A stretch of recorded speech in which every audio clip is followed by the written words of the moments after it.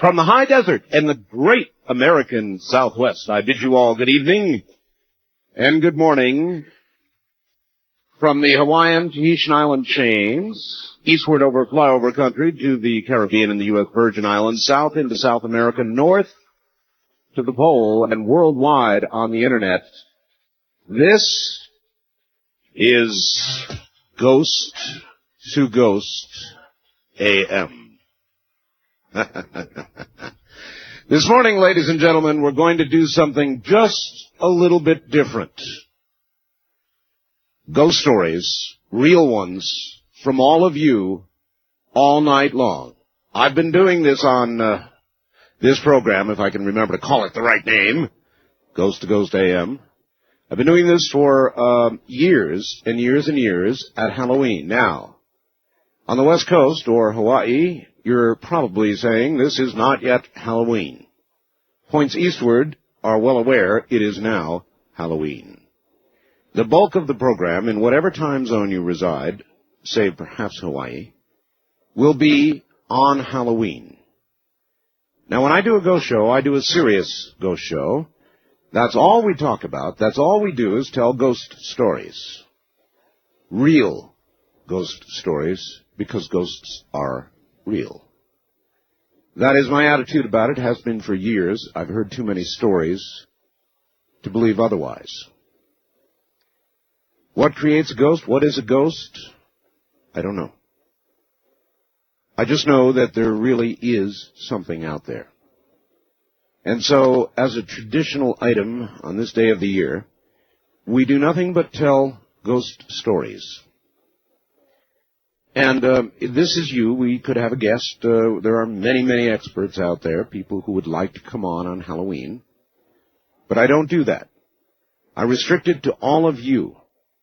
And I hope you will respect the fact that what we're looking for are serious and real stories of ghosts. Now, there certainly is something out there. I don't know what creates them. It seems as though unsuspected or surprising quick death will cause somebody to stay on. It seems as though unrequited love causes somebody to stay on.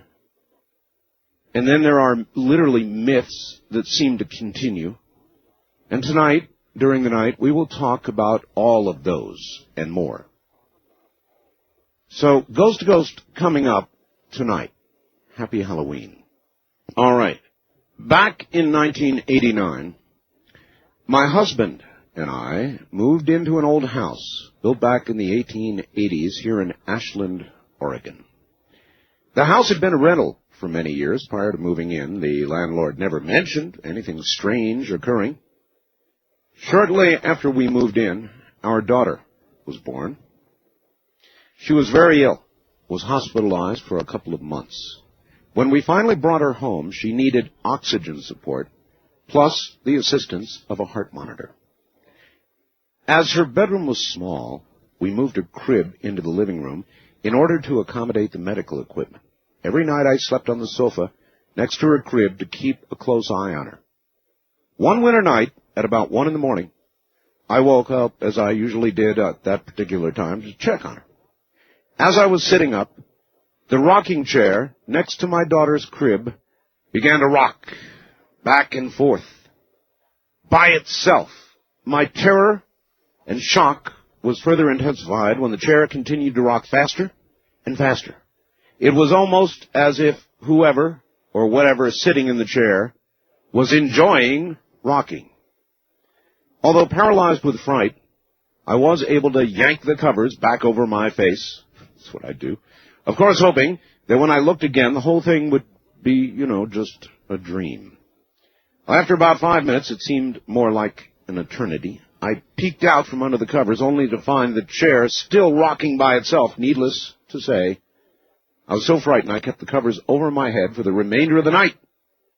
Fortunately, my daughter never did wake up. She slept through the entire episode. Since that night, other explained things began to manifest. After coming home from a weekend trip, my husband and I found our daughter's framed baby pictures standing straight up on their sides, placed on the very edge of the shelf above the fireplace. If the pictures had been moved forward even an eighth of an inch more, they would have toppled. One afternoon, I was sitting at the kitchen table paying some bills. All of a sudden, my daughter's baby monitor began to pick up strange rustling noises coming from the room where she was taking a nap. The noises sounded as though someone or something was wearing heavy clothing that moved or shifted when they walked.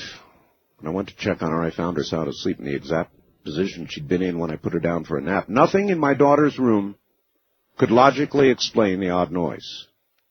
Since this was the middle of the summer, we had our windows shut, the air conditioner on all day long.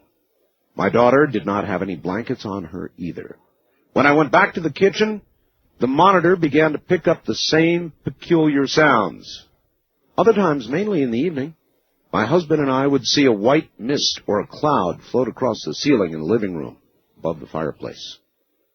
On several occasions, late in the evening, my husband and I would hear the voices of two elderly women talking. The voices came from the bathroom. Every time my husband got up to investigate, the voices ceased immediately. To make a long story short, we decided we didn't want to raise our child in this already occupied house. On the very last day we were there, a strong, almost sickening sweet aroma encompassed the area on both sides of the front door. As the day progressed, the smell became stronger, almost to the point that it was nauseating. Interestingly, the current residents have not reported anything unusual, and fortunately, our unwanted house guest didn't seem to follow us to our new home. Sincerely, Sherry in Ashland, Oregon. The above story is true, and she supplies her phone number. That's a haunted house. So, there are people that are haunted. There are people who see ghosts. There are ghosts that occupy houses and places of business because they are real. I think a lot of people don't want to believe it, but they are real. Here's another one for you, Art. In 1963, I bought a painting in an antique store of an 18th century lady. The painting has hung in my living room ever since, but when events do demand, she takes an active role. That's right, an active role. In 1970, when my youngest daughter was a few months old, we moved into Army quarters at Fort Bragg, just a few doors from Dr. McDonald's, a few days after the murders. At night, I always shut Peggy's door, turned out her light. Every morning, I found the light on, the door back open, the painting askew on the wall, as if she was protecting the baby. Before my father died, my mother went into the living room and looked at Henrietta, as we call her, and came out saying the painting's eyes were so sad she couldn't stay in the same room. Before my mother died, Henrietta developed a slight crack in her face, just below one eye, like she had been crying.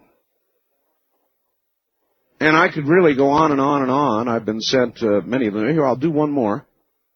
Hey, Art, here is a true story about my cousin and her son. At the time, my cousin's bedroom was upstairs while the son's was in the basement. One night, the son was having a dream, during which he walked upstairs, entered his parents' bedroom, saw his parents covered in blood, and when he looked down, a gun was in his hands.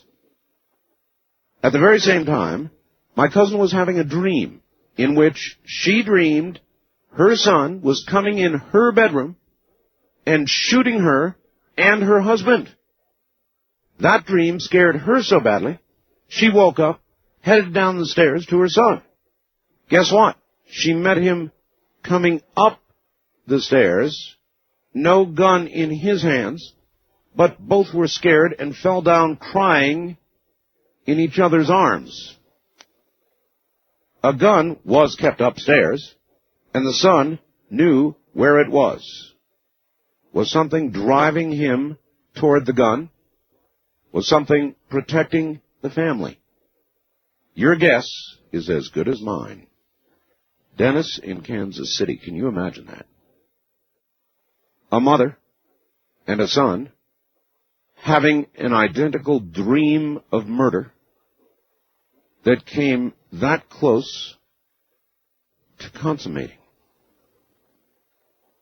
You tell me what that is. So that is the spirit of it, if you will. And if you have a ghost story that you would like to share with the rest of the nation, we would love to hear it. And again, all I ask is that as I approach it, you too approach it in a serious vein, because this is a very serious subject. And this is the annual show we call Ghost to Ghost. So if you have a ghost story for us, pick your line and come ahead now.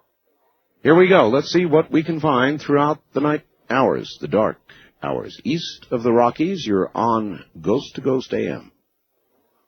Hello there. No, you're not. Wildcard line, you're on the air, Ghost to Ghost AM.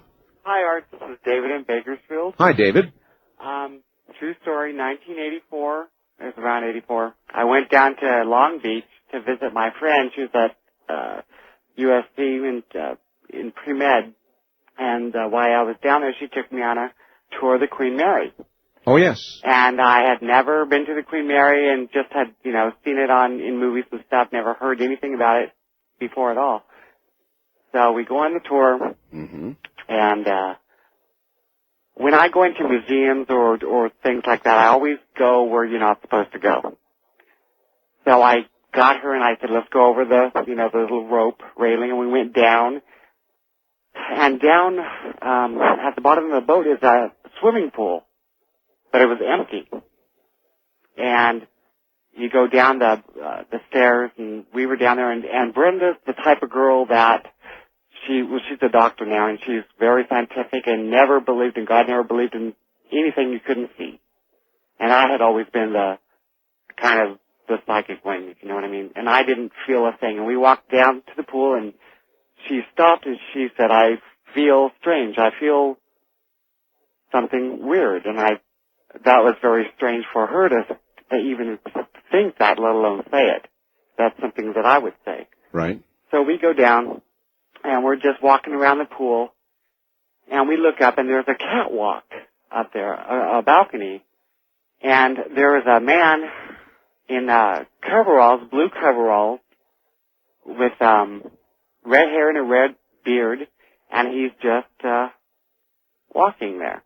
And I thought, now we're in trouble, because we're not supposed to be down here. Mm-hmm. So I kind of just waved and said hi, and he just kept staring straight and just was walking. And I thought, well, okay, great, maybe he didn't see it. So I grabbed her and we hid around the post there. And I peeked right around the corner. He was in the middle of the catwalk, so it's long, and I peeked right back around. The guy was totally gone. About a year later, I'm watching some special on TV about the Queen Mary, and they had some actor portraying this certain spirit, and it was the exact same guy that they had described, that he was crushed to death or something. Yes. And I called her up and I said, turn on the TV.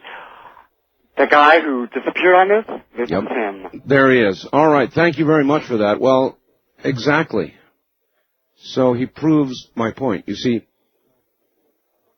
people, souls, maybe we ought to call them souls, who are abruptly terminated when even they don't expect it, don't seem able to find their way to where they ought to be going. Instead, they remain, or seem to remain, acting out as if from the damned, this surprising end to their life, like a big tape loop. I guess all we can hope for them is that it's not really them, that it's some sort of weak echo of an unexpected death. First-time caller line, you're on the air. Hi. Hey, Art. Hello. This is Fred from South Pasadena. Yes, Fred. Hey, I have a great ghost story. Let her rip. Scared the heck out of me. When I was about 18, I moved to Ravenna, Ohio.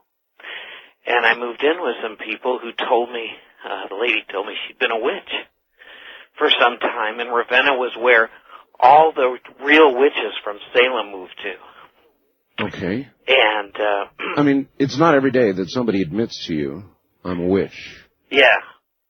And she told me some things that scared me. She told me a lot of things about things that happened to me when I was a kid, so it was very strange. She's a nice person. She knew about you. Yes, she did. Okay. And, but she said, a lot of weird things happened there. All the real witches of Salem had moved to Ravenna, Ohio. And, but... Why Ravenna, Ohio? She never told me that. But there were weird things that happened there. Like what? Big hives of bees stinging people, and just, that was one of the things that I read. Yes, I believe you, sir, and I believe in a kind of a magic, which witchcraft really is, at least the form you're talking about. Sure. And I believe there are curses. I believe it is possible to affect people. One person's mind can indeed affect another in a negative way. We talked about that the other night with Brad Steiger, and he said, absolutely. Absolutely. So there are people who practice and play with that power. It is dark stuff, indeed. East of the Rockies, you're on the air. Hi. Yeah, I've got a ghost story for you. All right, that's what we want. Where are you calling from? Janesville, Wisconsin. Wisconsin. All right, go right ahead. Yeah, when I was about 15 years of age, I lived over in southwestern Minnesota near Pipestone.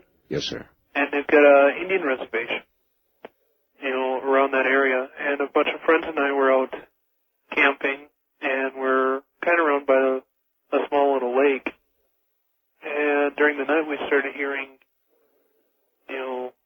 horses and these war cries. And so, we got up, we're out looking around, and we didn't see anything.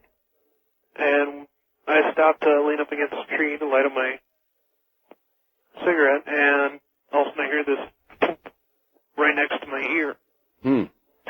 Well, I took off, all of us scared out of our wits. We don't know what's going on. And the next morning we went back, and I went to the same tree, and I pulled an arrowhead right where I heard it hit. Wow. You mean it was the thump of an arrowhead hitting? Yes. And that's all that was left in the tree was the arrowhead itself, not the... Right. The arrow had apparently broken off through the ears. And it gets better. Yes? We also were, searching around the area, and we found a couple tomahawk heads. Yes. A bunch more arrowheads. Actual part of an arrow. And we went and saw one of the tribal men for the Dakota tribe. Yes. And they said there was a battle there, and a lot of the Native Americans were slaughtered there. It was a time flash. I mean, you were in a time flash. They occur. And particularly in areas like that. And for a moment, just an instant, you were part of it. Either way, it scared the heck out of all of us. What do you think that means? What do you think that means about death? I mean, because you experienced it, so have many others. You were actually part of it for a minute. I mean, it's like either time caught up with you or you went back in time. I have no way of knowing what, but you were part of it. So what does that say about the nature of death? That we don't really exactly die? That events never really are done with? That they just keep repeating themselves again and again? Yeah, that's the only thing I can think of is what the shaman said also. We talked to him also. He took, a couple of tomahawks that we found. Well, it's something to think about. I thank you for the story, my friend. And you're in the spirit, all right. This, from the high deserts, is Halloween at Ghost to Ghost AM.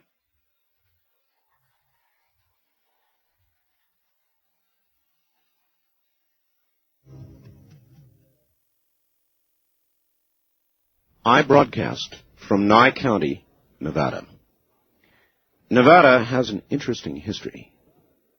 Nevada, as a state, was born on Halloween. Did you know that? Nevada was born on Halloween. Tomorrow, in addition to being Halloween in this time zone, another 22 minutes, is Nevada Day. So, that's right, we are in the state that was born on Halloween. And perhaps that's why Nevada has the highest per capita murder rate, suicide rate, cancer rate in the country. Haven't you ever wondered? And here in Nye County, specifically in Wild West Nye County, we still have brothels. You know what a brothel is, right? It's a place where women sell themselves, here, legally. And I'm going to tell you a brief but true story about one of Nye County's brothels. I won't name it. They're a neighbor. The brothels are large. They are kind of catacombs of dimly lit hallways and small rooms where girls service their clients. This isn't ancient history. This is modern history. In one of the brothels, there has long been a ghost. Its name is Harold. It's a female ghost. Don't ask me why the name is Harold. But Harold has been in this brothel for as long as anybody can remember. Has been seen by wave after wave and shift after shift of working girls, and there is a long legend that is held to be true, that those who see and are able to touch Harold's red dress will have $1,000 night. And that has been long proven to be true. Who is Harold? Don't know. Why does Harold inhabit that place? Again, I don't know. I'll leave that up to you. But I'm giving you a true story. It's here in Nye County, Nevada, close by. East of the Rockies, you're on the air. Good morning. Good morning. By the way, I'll be pleased to tell you that I am ordering the Electron, the Levitron. Right, Levitron. Oh, my word, I got mixed up. Anyway, I'm ordering one for my nephew for Christmas. Well, you'll enjoy it. It works. Yeah. Where are you calling from, sir? Warner Robins, Georgia. All right. Do you have a ghost story for us? South of Macon. Mm-hmm. Sir, I'm going to preface what I was saying because this is a story that happened to my father, who is now deceased. My father was born in 1898. Outside of a very, very small town of Knoxville, Georgia. Yes, sir. And he was about 4 miles out of town on a farm.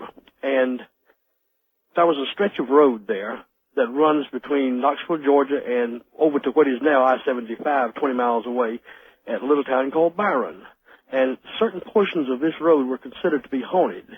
Now, the strangest thing about it is, after the road was paved in 1923, yes, sir, all the haunting ceased. That is odd. I can understand that a road, after all, people are killed on roads, on corners, particularly dangerous areas, passing zones, all that sort of thing. Yeah, there's a great assortment of stories called somebody wrote them up years ago called Crawford County Tales. But anyway, this is my father, when he was about 10, 11 years old, was riding with his father, his younger brother, and a black man who worked on the farm with him, back from town, headed home. Yes, sir. And as they crossed this, what they call Culpeper Creek, they saw ahead that a woman was walking in the middle of the road. Now, this was not unusual in the country in about 1910. Sure. And she wore the very typical, very country dress, the long gingham dress, and she had a bonnet on, and in her arm was a market basket. Very common sight. Well, as they pulled up behind her, my grandfather kind of clucked to the mules and stuff and reined them back in so that You know what I mean? When you got two mules pulling the wagon, you have the wagon tongue in the middle. Well, sure. Yeah, and so that the wagon tongue would not shift out as it does tend to sway and hit the woman in the back. Yes, sir. And as he pulled the reins back, and all four of them were witnessing, the woman completely vanished. Completely vanished. Yes. If I had to bet, I would bet she had been killed on that road. It's very possible. That was at least, I know of, oh my gosh, I even had an uncle who committed suicide on that road. He was a mail carrier, a rural mail carrier, and he pulled up on the top of one of the higher hills, parked his car, and shot himself through the head, and then rode on down the hill. Well, there's a thing about places. I don't know what it is, but there is a thing, sir, about places. I appreciate your call. I appreciate your story. And of particular interest is that this haunting went on until the road was paved. Now, what does that tell us about the nature of hauntings? How could a paving stop it? First time caller line, you're on the air. Good morning. Happy Halloween, Art. This is Jen in Las Vegas. Well, happy Halloween to you. Yes, I have a true life ghost story for you. I happened to me when I was about 17 years old. Okay. I had a little boy, and I moved back in my parents' house, and they just recently moved into a house in Las Vegas. Mm-hmm. I'm not going to give you the address or anything. Thank you, don't. And my mother, after I moved into this house, they told me they heard voices. They heard a voice of a little boy, and he was always in the backyard saying, "Where's my grandpa?" Mm-hmm. And one night, my mother was coming downstairs to check on me and my son, and she saw a little boy run across right in front of the stairs. She yelled for my father. My father came downstairs with a baseball bat, and nobody was there. Well, about 3 days after this, I recently put my son down for a nap, and I just got done doing laundry, and I folded all of his clothes. I went in there to put a load of laundry into my room, and all of his clothes was unfolded. Huh. And so about a week or so after that, my little brother was also living at home with my parents at the time. And my son woke up, and I looked at the end of my bed, and I thought it was my little brother sitting at the end of my bed, and I asked him to go get me a bottle. And I just glanced back down at my son, and I looked back up, and he was gone. He was gone? He was gone. And then my son passed away in November. I'm sorry. And I went back home to my parents' house, and I was asleep in bed, and I woke up, and the little boy was standing there looking over to where my son usually slept. He slept with me. Right. And he looked at me, and he goes, "Where's the baby?" And I was going to say, "Well, sweetie, I'm sorry, but my baby died today." And he looked at me and goes, "I'm sorry." He goes, "My grandpa died too." And that was the last time I saw him. Wow. And a few weeks after that, a neighbor of mine, she lived in the neighborhood since it was built. And I was asking her if a little boy ever lived there. And she told me about how a little boy came to spend the summer with his grandparents. And he was out playing in the road, and he got hit by a car. And they never heard about anything about the house or anything else. But after that, I mean, he was a very friendly ghost. He never really bothered us or anything. He just played, playful little pranks. Now, he was a little boy about 8, 9 years old. And, he used to do rattle silverware and stuff like that. And you'd walk through the house, and you'd feel cold spots through the house or anything. But yes. he was very nice, you know. Well, I don't know what that tells you, but there certainly are things that remain. I mean, it's not the end of life. One way or the other, things continue. Yes. And I'm sure that may comfort you somewhat. In a lot of ways, many of these stories are verification of life after death.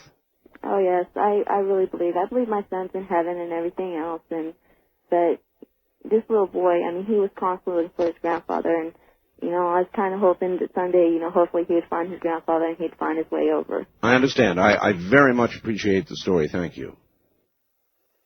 Sure. We go on. To where and to what, I don't know. Some may remain. But what you will hear tonight will be a consistent thread indicating there is obviously something that comes after this life. Wildcard line, you're on the air. Hello. Hey, Art, how's it going? It's going fine. All right, this is Tony from Las Vegas. Hi, Tony. 2 Las Vegas calls in a row. Yes, sir. I got a couple of spine tinglers for you. Let her rip. Okay, well, there's this park outside of St. Louis called Rockwoods. Yes, sir. And it's an old miner's place, bust silver joint, you know. Mm-hmm. And we went out there one night. You're not supposed to. Of course not. But we do, just to have fun as teenagers. Of course. And we were sitting down, just relaxing, enjoying ourselves, you know, just because it's scary out there, you know. It was around Halloween, too. Mm-hmm. But we looked over, and there was nothing. It was dark. Would you turn your, before you go on, would you turn your radio off, please? It's, okay, yeah, hold on. Can you hold on? Oh, yes. I'd rather hold on than have the radio going. It's simply too confusing for all concerned to have it going on in the background. So have it close so you can turn it off right away when you get on the air. Yeah, I'm here. All right, sir, go ahead. And the skyline you could see because there was enough moonlight. It was very dark everywhere else, though. Sure. Like within the valleys and the tree line and all that. But right. It was just darker than all get out. And some dogs and other animals seemed to be barking. There was dogs barking, animals in the background. Over the hill, they had like a miniature zoo there at this park. Mm-hmm. Had like timber woods and whatnot in it. And they were all barking. And the neighborhood dogs that were outside of the park limit, you could hear them too. They're all going wild. All going crazy. I think animals sense things. So we were kind of concerned about that. Like, what are they doing? Looking for somebody out here? Sure. Or what's disturbing them. Yeah, right.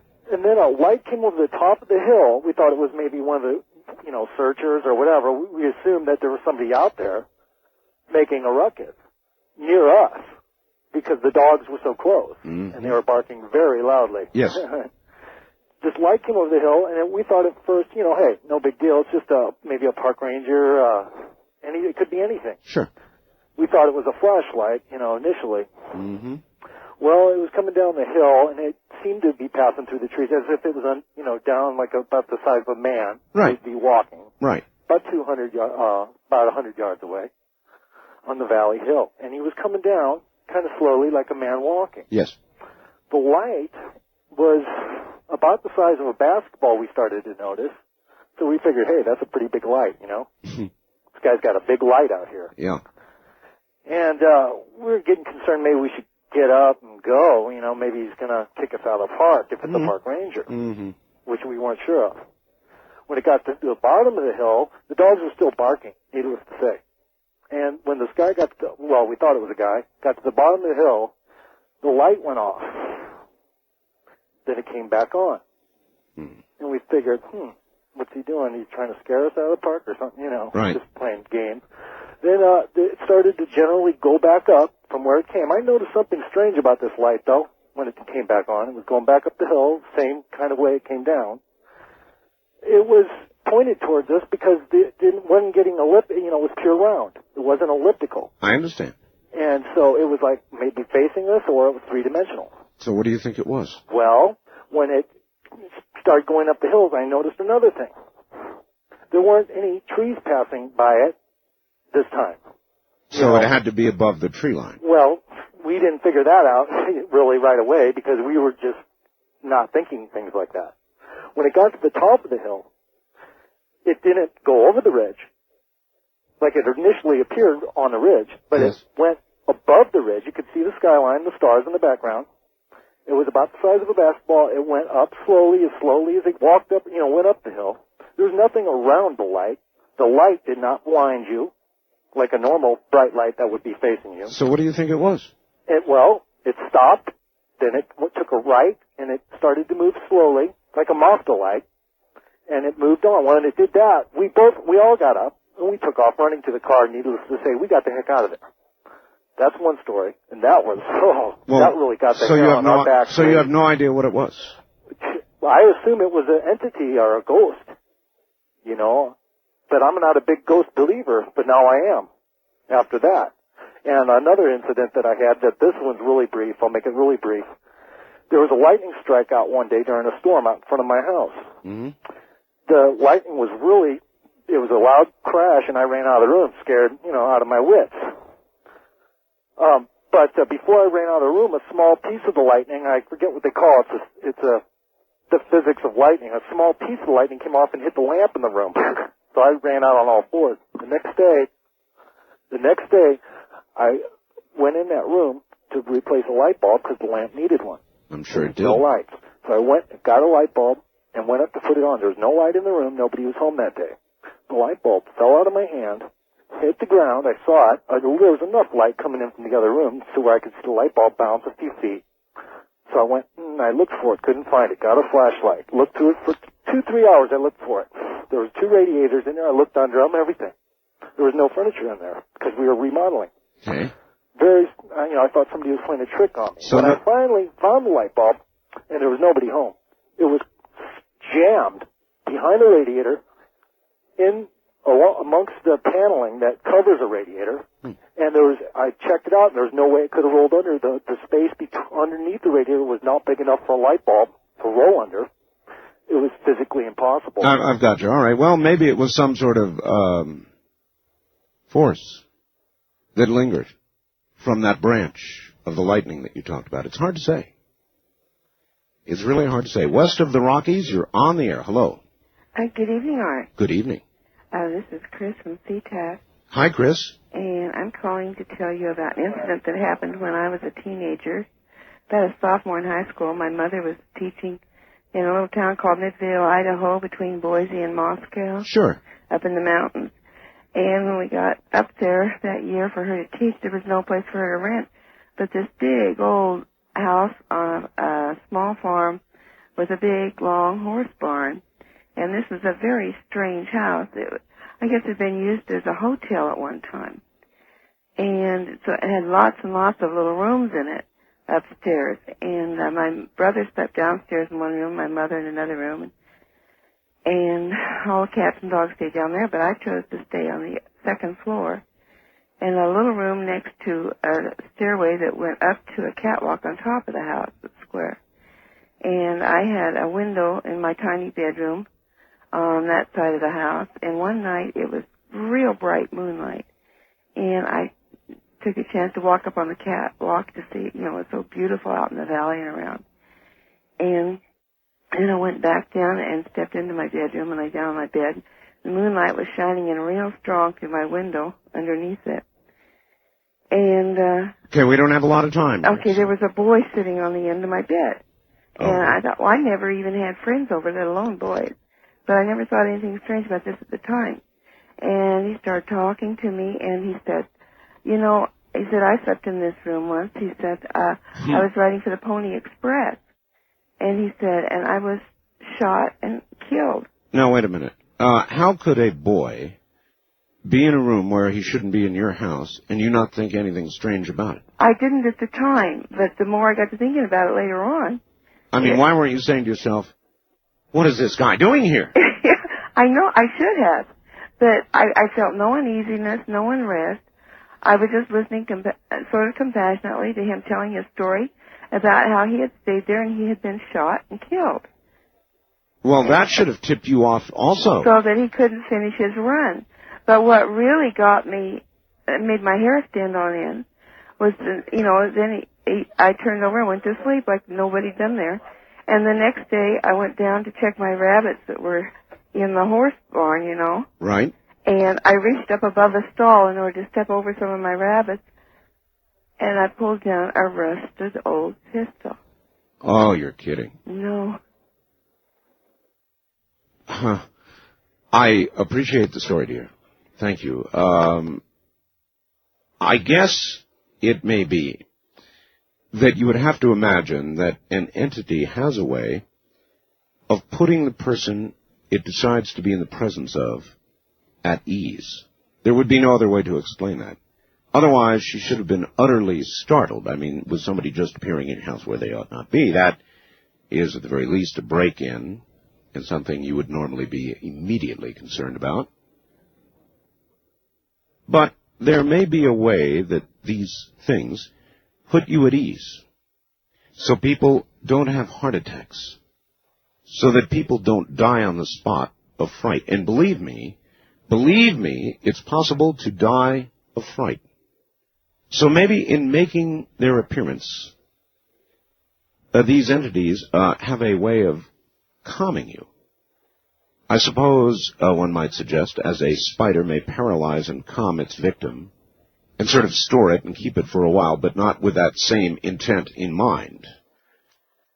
Otherwise, you'd have a heart attack and you'd die of fright. So you simply accept it and listen instead. Interesting. All right, this is Ghost to Ghost. Ghost stories all night long. When we return here in the Western time zone, it's going to officially be Halloween as the stories continue. I'm Art Bell, and this is Ghost to Ghost AM. Now, from the Kingdom of Nye, more Coast to Coast AM with Art Bell. Here again is Art. On the first-time caller line, you're on the air on Ghost to Ghost AM. Good morning. Good morning. How are you, and where are you? Hi, I'm Laura from Coolidge, Arizona. All right, welcome to the show. What have you? Oh, my friend told me this story. It happened about 7 years ago. She was sleeping with her husband, and her husband was a Native American, and you know they're kind of spooky or something. But anyway, they were sleeping, and she woke up. And no, dear, they're spiritual. Yeah, Okay. yeah. And she woke up, and there was like a bull's head or a demon-looking thing hanging over her bed. And she heard a voice coming out of it that was not English. She couldn't understand what it was saying, but she was petrified. She said she couldn't move at all. And after a little bit, she was able to move. And she looked at her husband, and his mouth was mouthing the words. And the voice was coming from his mouth. So finally she was able to wake him. And when she woke him, he jumped out of bed. Yes. Told her that the devil was after her. And she told him that she saw it. So I guess they got a little bit of sleep that night. Well, maybe spooky is a better word, actually, under the circumstances. That's really strange. So either he was possessed by or projecting that entity. Something happened, but that's not it. So the next day she went to work next door for an old folks, you know, cleaning his house and stuff. Mm. And he went to work when she looked out the window and her trailer was on fire. It burnt to the ground. Oh, my God. Really? Yes. I have the picture and the paper and everything. It came out in the paper, and they said it was an electrical fire. But they put another trailer on that property, but they had the witch doctor come out and bless it. I wouldn't rebuild on that property for all the tea in China. No, I wouldn't either. I wouldn't either. My hair stood up on the back of my neck last year when I was listening to your Halloween show, and a lady called in and described practically the same thing that she had told me. And boy, I didn't sleep at all that night. I sat straight up in bed and... Well, there's a good reason for that, you see. That's because these things are real. Oh, I knew when she told me, I knew she was telling me the truth. Mm-hmm. She doesn't lie. I appreciate your call. Thank you. Now, you tell me, was he projecting that? Or was it something within him? I don't know. I'm not sure. And I'm not sure that was a ghost either. That may have been closer to pure evil. Wildcard line, you're on the air. Good morning. Hi, Art. Hello. Hi, this is Diane in Hansford, the one with the frog story. Oh, yes, Diane. Welcome to the show. Well, hello. I have two really good ghost stories. One that happened in a small mining town in Ohio when I was a child. My aunt and uncle had rented a house. The old man that had lived in it was sent off to a nursing home against his will and swore that he would come back. Well, he died in the nursing home. They moved in, and strange things began to happen. They would smell cabbage boiling. They would hear footsteps going down the hallway and the toilet flush in the middle of the night. And, of course, no one was there. Well, I went over to spend the night with my cousins, and my girl cousin and I woke up in the middle of the night to find two greyhounds standing in the bedroom with their leashes sticking straight up in the air. Oh, that's bad. We were like 5 or 6 years old. Very bad. So I left. I wanted to go home. What transpired after that was one night my aunt was bathing one of the children in the kitchen sink, and she looked out the back door, and there was a man standing there. And she kept calling to him to answer her. He wouldn't answer her, so she went and got the shotgun and fired point blank through the door. Well, the neighbor guy came running to find out what was going on, and, of course, there was no one there. When she gave the description, he described it as the old man that lived there. The next day, my aunt, why she didn't leave, I don't know, but the next day she had made the comment that she was going to go out and pick the grapes that were on the vines. Yes. And make some jelly. So she got up bright and early to go out and pick the grapes, and they were all withered on the vine. They moved shortly thereafter. I don't blame them. Thank you very, very much for the story. It's easy to say, if I was so scared by something that I would pick up a shotgun and fire blankly through a door, I'd be the hell out of there. But in reality, we have lives. Homes, apartments, places where we live, and deposits, and the real things of life, telephones, mail delivery, a million things that tie us to a place. So what we tend to do is rationalize what has occurred. Explain it away in our own minds so we don't have to do what we really think we ought to do, and that is get the hell out of there. On the other hand, 2 or 3 experiences may be more than enough. You might rationalize 1, but not 2 or 3. East of the Rockies, you're on the air. Good morning. Good morning, Mr. Bell. Hi, where are you? I'm in Canton, Ohio. My name's Adam. Okay, Adam. Happy Samhain, by the way. Thank you. I don't know if this is going to be a really exciting story, but it's a real one anyway. That's what counts. Yeah. I remember this distinctly despite my age. I was only 5 years old. I was asleep at night, and I just woke up, and I really don't know why. I just, for some reason, just got up, and I was awake as if I had, gotten up on a regular morning. Sure. And I had lived with my grandparents in the same home. Was this the middle of the night when you woke up? Yeah, actually. Okay. It was more toward the middle of the night than the morning, and I got up, and then I didn't know why. I looked around, and I couldn't find my mother or anyone around. I went through the house and finally found all of my family members for some reason, and, it was odd them being there that night, and they were all sitting around, and they all seemed, really sad.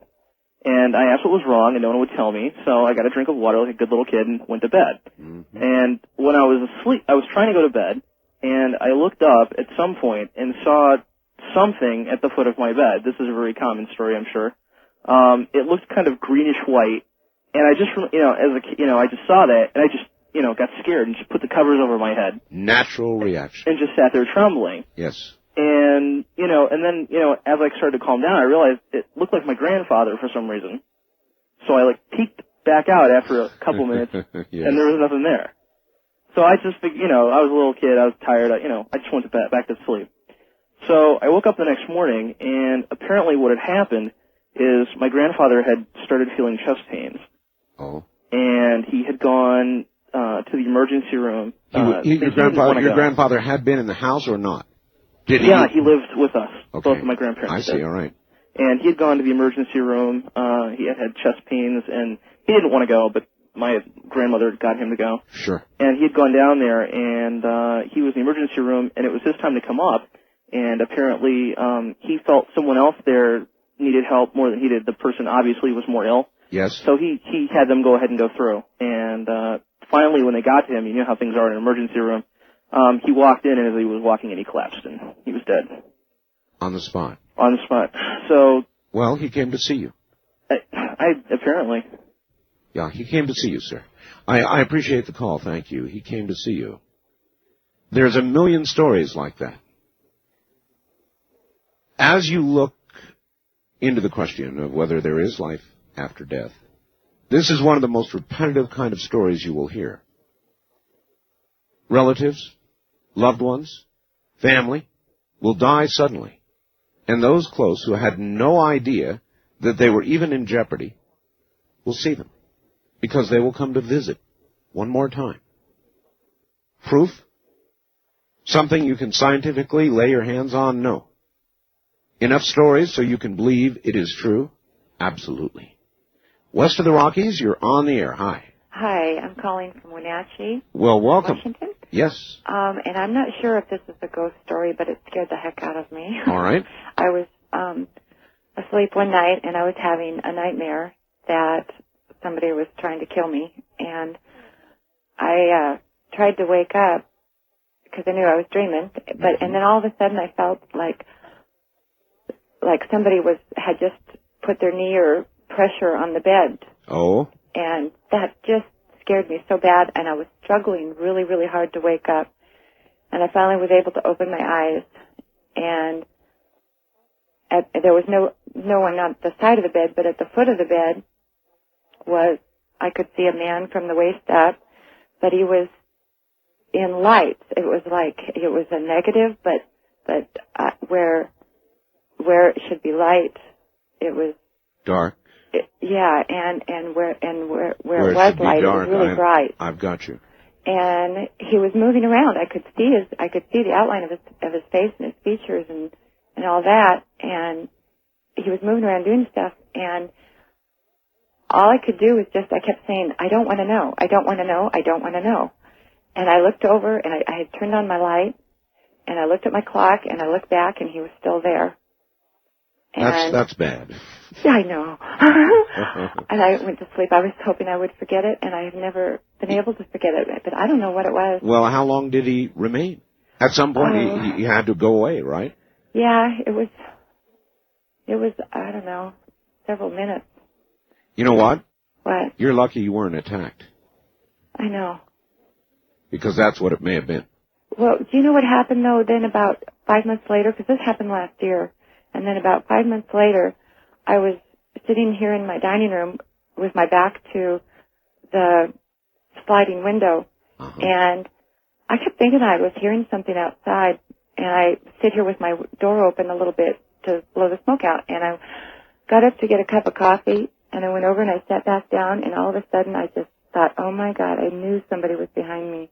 And I was just terrified. I got up and I went to get another cup of coffee, and then I thought, I guess I better replace the lights on my patio, and I went out to my laundry room, which is right next to the slider, to get a light bulb, and when I reached over to turn on the light, there was a man there. Oh, bad. He had been within 5 feet of me, and the police came, and they found his footprints all around my house. And I kept thinking, well, maybe I was lucky, I don't know. Creepy. I appreciate the call, thank you. Yes, creepy in both circumstances. What was that man at the foot of her bed? I don't know. But the pressure that she felt indicates that there could have been an attack. By a ghost? No. By an evil entity? Yes, possibly so. First time caller line, you're on the air. Hi. Hi, I'm calling from Kalispell, Montana. Okay, welcome to the show. You're going to have to get close to the phone because you're not very loud. Okay, thank you. All right, go right ahead. Thank you. Several years ago, we lived on a ranch, and we had a great big old house. It looked like almost like a plantation. We had a long pillars and everything, and it was kind of scary. One night, like an old southern plantation house. Yeah, it had the top had like 5 bedrooms. Oh, I know. I've lived in a house like that. It had an old wood stove. We had to chop wood for it and everything. And, yes. And really liked it, but it was spooky. One night, my mother had to leave, and she was going to be gone overnight. I had a girlfriend come stay with me. And we stayed up and watched TV till it was no more television, and we went upstairs. I had my bedroom upstairs, and it was a nice evening. It was summer, and it was moonlit night, and we're talking and laughing and telling stories as girls will. And all of a sudden, I heard something outside, and there was an old tree had grown there, and it was real close to my window, some of the limbs, and I thought, well, the wind must have come up, it's knocking against that window, and we looked, and it wasn't. And I kept listening, and I thought, well, that is a very familiar sound. And she said, well, what is it? And I said, oh, my God, it sounds like somebody's chopping wood. We had a wood pile right outside the house there on the back, close to the back porch. And I chopped a lot of wood, so I knew what that sound was. You bet. And we just looked at each other. We were just like horrified. And I thought, well, we've got to go see what this is, So we went downstairs, and I think she had a baseball bat, and I probably had a butter knife or something. And we walked outside this old porch and got to the end of it. And there was a very large, about a 500-gallon propane tank, a white one, at the end of this porch. Oh, yes. The sound is still continuing, only it's loud. And it's definitely something, it's chopping wood. And I'm going, oh, my God, and so we were too scared to step off the porch and look around the house. And all of a sudden, the noise stopped. And we're just like frozen right there. And I looked over, we're looking towards the propane tank, the moon is just right, and all of a sudden there's this long, dark shadow, and it's floating. And it's in the shape like of a person. It had a head and shoulders. It looked like a man's shadow, a very tall one. And it's floating across that propane tank towards us. Bad. And we screamed and ran to the door, and I grabbed the door, and she would shove me out of the way, and she grabbed the door, and we were out there like 5 minutes just trying to get in the house. We finally got in. We stayed awake all night. I was so scared. The next day we went out, and there was wood had been chopped, and it was thrown all over the barnyard and all over the yard, and it was. I wish they'd have stashed it. That would have been nice. Whatever in the hell was out there, it wasn't good. No, it wasn't, and it was. I never stayed there alone again without my mother there anyway. So. Well, let me tell you, teenage girls are dangerous things. Yeah. They really are, and I've had a number of guests lately, all of which have confirmed that teenage girls project things because they are so emotional. Their hormones are raging. I call it the Carrie syndrome, but teenage girls project things, and that may be what you did. That might have been. Or something may have been after you. Right. Yeah, within that home, there were odd things that would happen. Sometimes I'd be at my room, and someone would call my name and say, "Come here," and I would be like playing the guitar or something, and I'd say, "Well, didn't want to be bothered," and I'd say, "What do you want?" It sounded like my mother. 3 or 4 times this would happen. I'd finally go downstairs, disgusted. They wouldn't tell me, and there wouldn't be anybody in the house. It was just me. So the old home had belonged to a very large family. They built it in the 1800s, and they were still there, I think. Were you a pretty hyperactive teenage girl? Hyperactive. No, actually, I was very calm. Well, I very mean, cool. inner emotions boiling. Yeah, I was probably, yeah. Well, there's been a lot of studies about teenage girls. I'm telling you, they project things, and so it may have been that, or it may be that you were very lucky not to have gone out there any earlier, lest you would have been the one chopped. That's true. We thought of that. We thought, oh my God, I'm glad we, didn't go any further than the end of that porch, and but we were just terrified. I just, stayed completely. I don't think we even went outside till. The sun was completely up and it was warm. And these things impress you for all your life, don't they? Yes, it did. I still remember it. I can just almost see this, You never, ever forget. No. All right. Well, listen, I've got to run. I want to thank you for the call. It has been a pleasure, and that was a good story. Ghost to Ghost AM. It is all night long, nothing but your real ghost stories. And so back to it we go. First-time caller line, you're on the air, top of the morning to you. Yes, good morning, Art, and my mom says hello, too. We both love your show. Hi to your mom, too. Oh, okay, great. He's so fine. She's right there. Where are you? In Albany, Oregon. All right. And this has happened, 83, 84. I was in the Navy at the time, out in the middle of the Indian Ocean, on an aging oiler called the USNS Pacific. I'll be darned. And I was a signalman, and there was myself and another signalman. We're up in the signal bridge. The front part of the signal bridge is fairly open and spacious and everything, but the area in back was very narrow, and there's just like a small walkway. We were both sitting in what we call the signal shack, and in the back part area, and there's a doorway right in this room. And the ship being old and everything like that, I mean, there was no way. We ran this one up, down, sideways, whichever, trying to figure this one out afterwards, but and it could have been someone trying to play a trick, but we really don't think so, because, we could hear anybody sneaking around. Sure. I mean, it's just that type of a ship. But we were sitting there, and all of a sudden on this door, on this hatch, we start hearing this knocking, and it wasn't none of this, friendly, hi, how are you, open up the door, let me in type knock. Sure. It was a steady bang, bang, bang, bang, and it was like, made my willy hairs stand right on end. Understood. But we thought, we opened up the door and there was no one there. And, we thought, oh, hi, okay, someone's, playing a joke. Messing around with us, sure. Right. And, we're out in the middle of the ocean. It's bound to get boring. But, the the thing is that we didn't hear anybody wandering around. We lived up on top. We weren't running around. It's the middle of the night. Well, ships are as likely a place as any for a haunting, maybe more likely than most. Well, yeah, I was also on the forest fall, and we had, there was a big fire on there, and we had well over 100 and some people get killed. I recall. And, but the thing was is that we closed the door, and after looking around, and then it was 20, 30 minutes later, this, knocking came back, and, we started, it's like calling out, knock it off, you guys, and it just kept on going. Of course.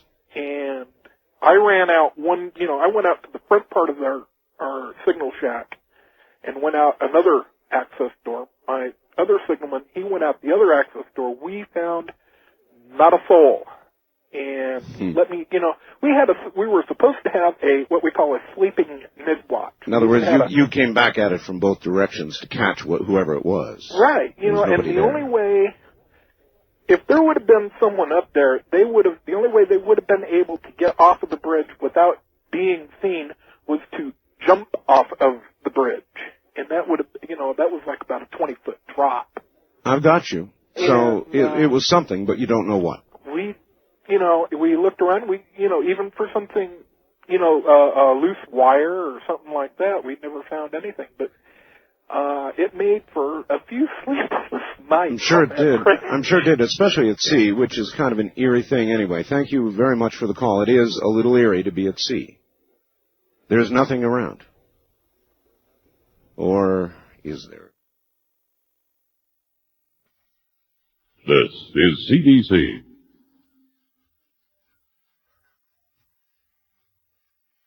Wildcard line, you're on the air. Hi. Hi, is this Art? Yes, it is. Yeah, hi, Art. My name's Tom, and I'm out here in Madison, Wisconsin. I'm a second-year law student. Good, Tom. Welcome. I'm originally from Kodiak, Alaska. Ah, yes. Yeah, and we've got a lot of listeners up in Kodiak. Yeah, my uncle might be listening up there in Anchorage right now. I don't know, but anyway, this incident happened almost a year ago. It was on October 24th, 1995. Mm-hmm. And I was at the law school. I was a first-year student, and I was talking with a friend of mine. He's also a law student. He's a minister, too. And we happened to be talking about heaven and hell and the afterlife, things like that. And that invites it. Yeah, it was kind of odd, because it's not odd. Hadn't really talked much like that before. No, it's not odd. It invites it. Anyway, go ahead. Okay, so the time rolled around, and it was about 4 in the afternoon, and I went to my civil procedure class here, which is kind of a boring class. It's just how to run a trial and do discovery, that kind of stuff. Sure. And, I used to fall asleep in that class sometimes. I understand. And I was sitting there, and about a little ways into the class, I just kind of was getting real drowsy and thought I was drifting off, and all of a sudden, about an arm's length in front of me, in front of my seat, I kind of felt or saw, I don't know what it was. It's kind of, I don't know if I saw it or felt it, but it was at arm's length. It was about the size of a basketball, and I felt like it was my mother was there, and she was saying, "Hi, son," and then it was like she was saying, "Goodbye, son," and it was about a minute. In the middle of a class. Middle of a class, and I didn't know if I was hallucinating or what, but I came to, and I was very alert at that point.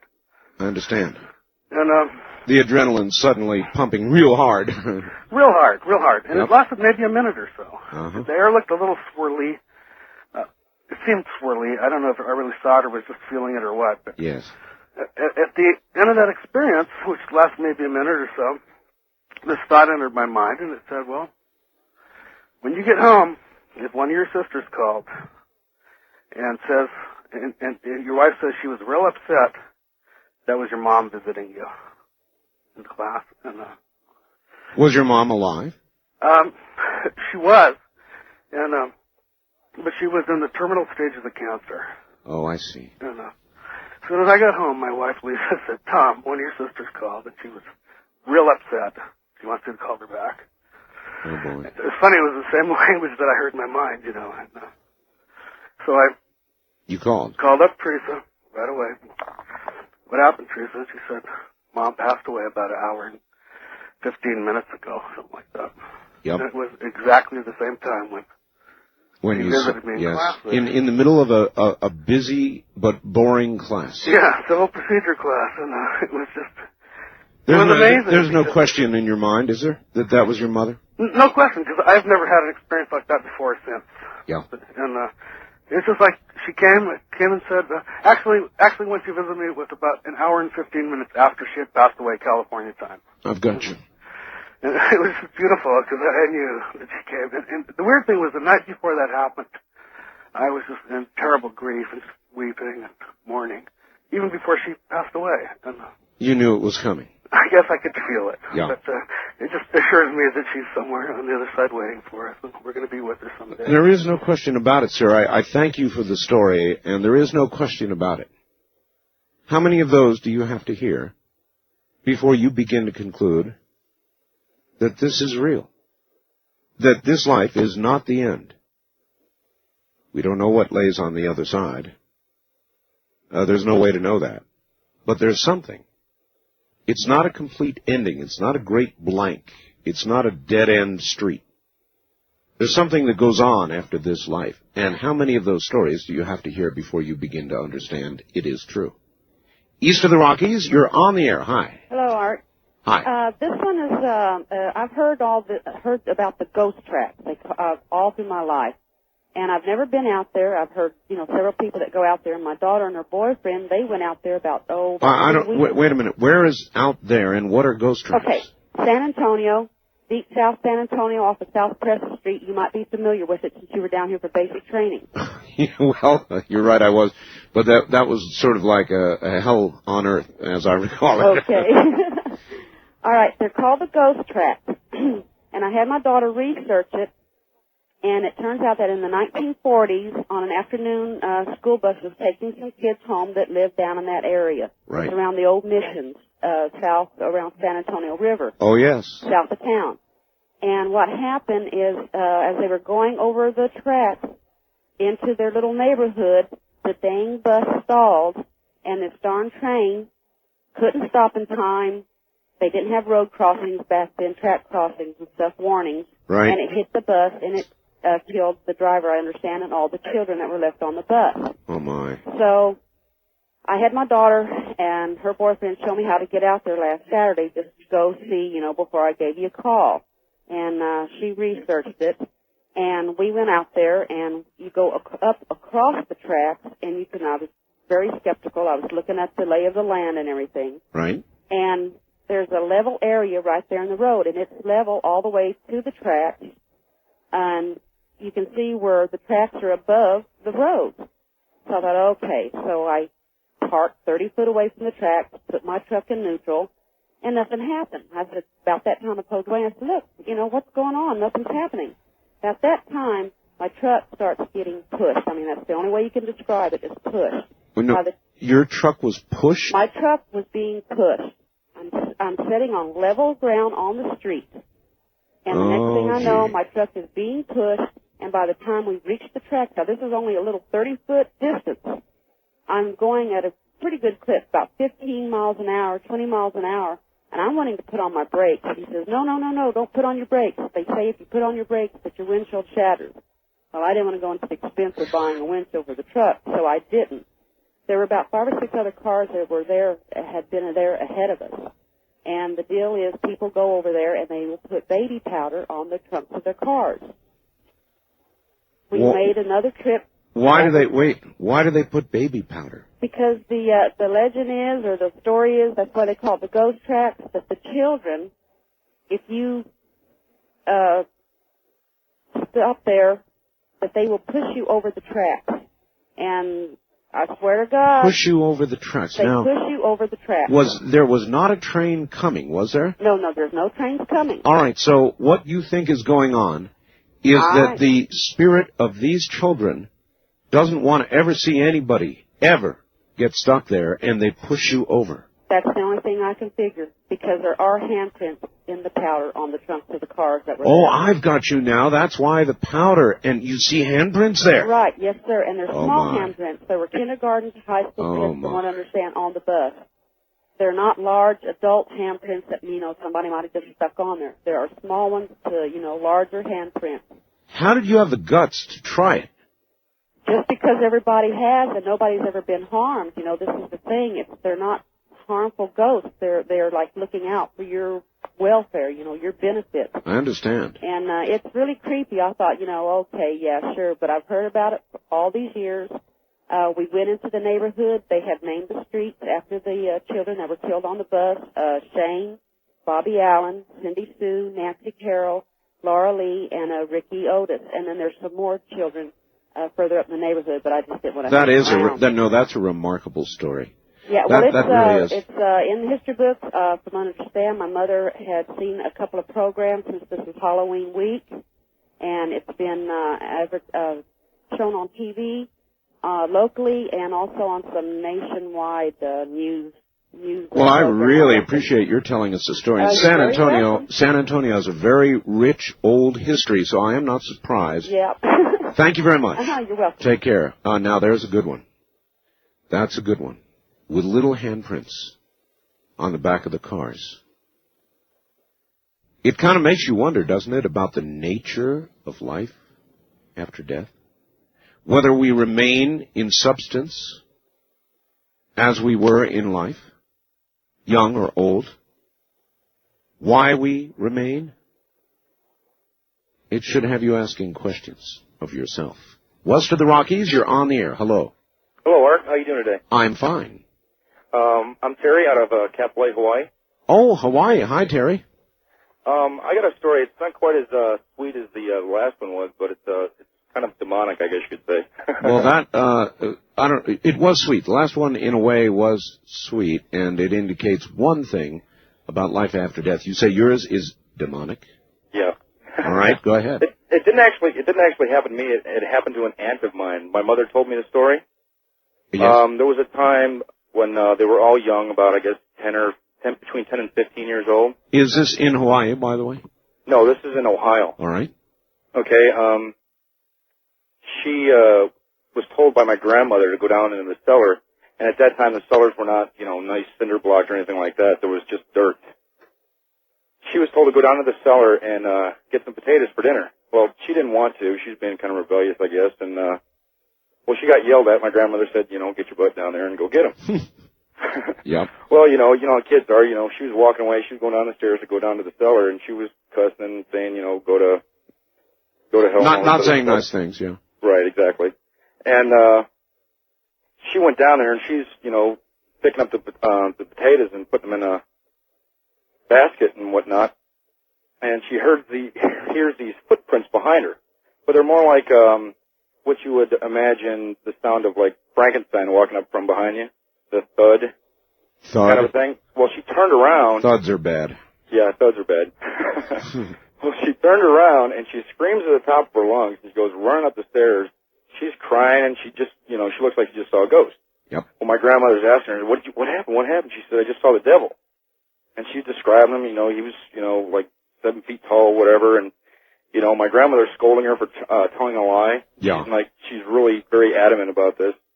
And she said, he was half goat, he had hooves and all this other stuff. Oh, my. They said, okay, well, so they went downstairs to look. They? My grandmother and my grandfather Right. went downstairs to look. Excuse me. And in the dirt and the cellar were hoof prints.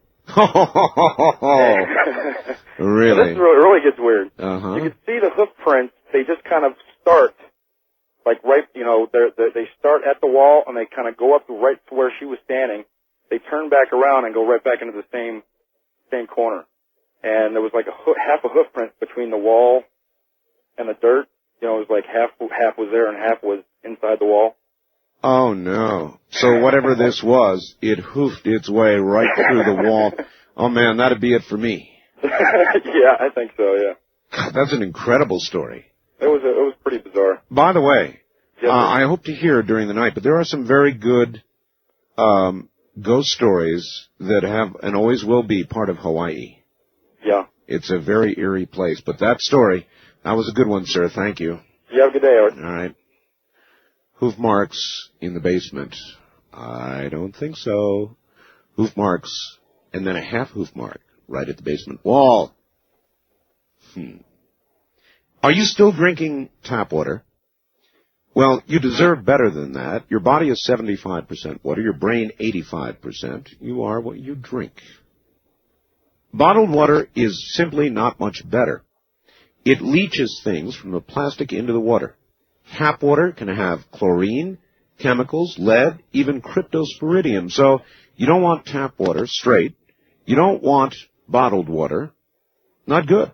What you do want is good, clear, flowing, filtered water. And that's what you get with the WaterPure countertop system. It installs in about a minute. It filters out chlorine, lead, chemicals, and parasites at 99%. When you get it, you hook it up and draw a glass of water. And then draw one from the tap. And compare the two. You'll be sold. Believe me, you'll be sold. Right now, we've got a $40 savings on the price of the main system itself. It's $119.95. That really is a good deal. As a matter of fact, this sale will end soon, so don't wait. Now, coming with this, at that price, free of charge, is the travel filter, a $30 value. Free. Then, if you call before noon, which I'm sure you will do, you get a chlorine test kit. So, you can test your water. And you can check out the chlorine levels, and then you can install your countertop system, and you will be a happy camper. Because you will have clean, filtered water. An absolutely continuing, endless supply of it. It is the best way. It's better than bottled water. Believe me. Call them before noontime at 1-800-313-PURE. That's 1-800-313-PURE. Pure. All right, you're listening to Ghost AM.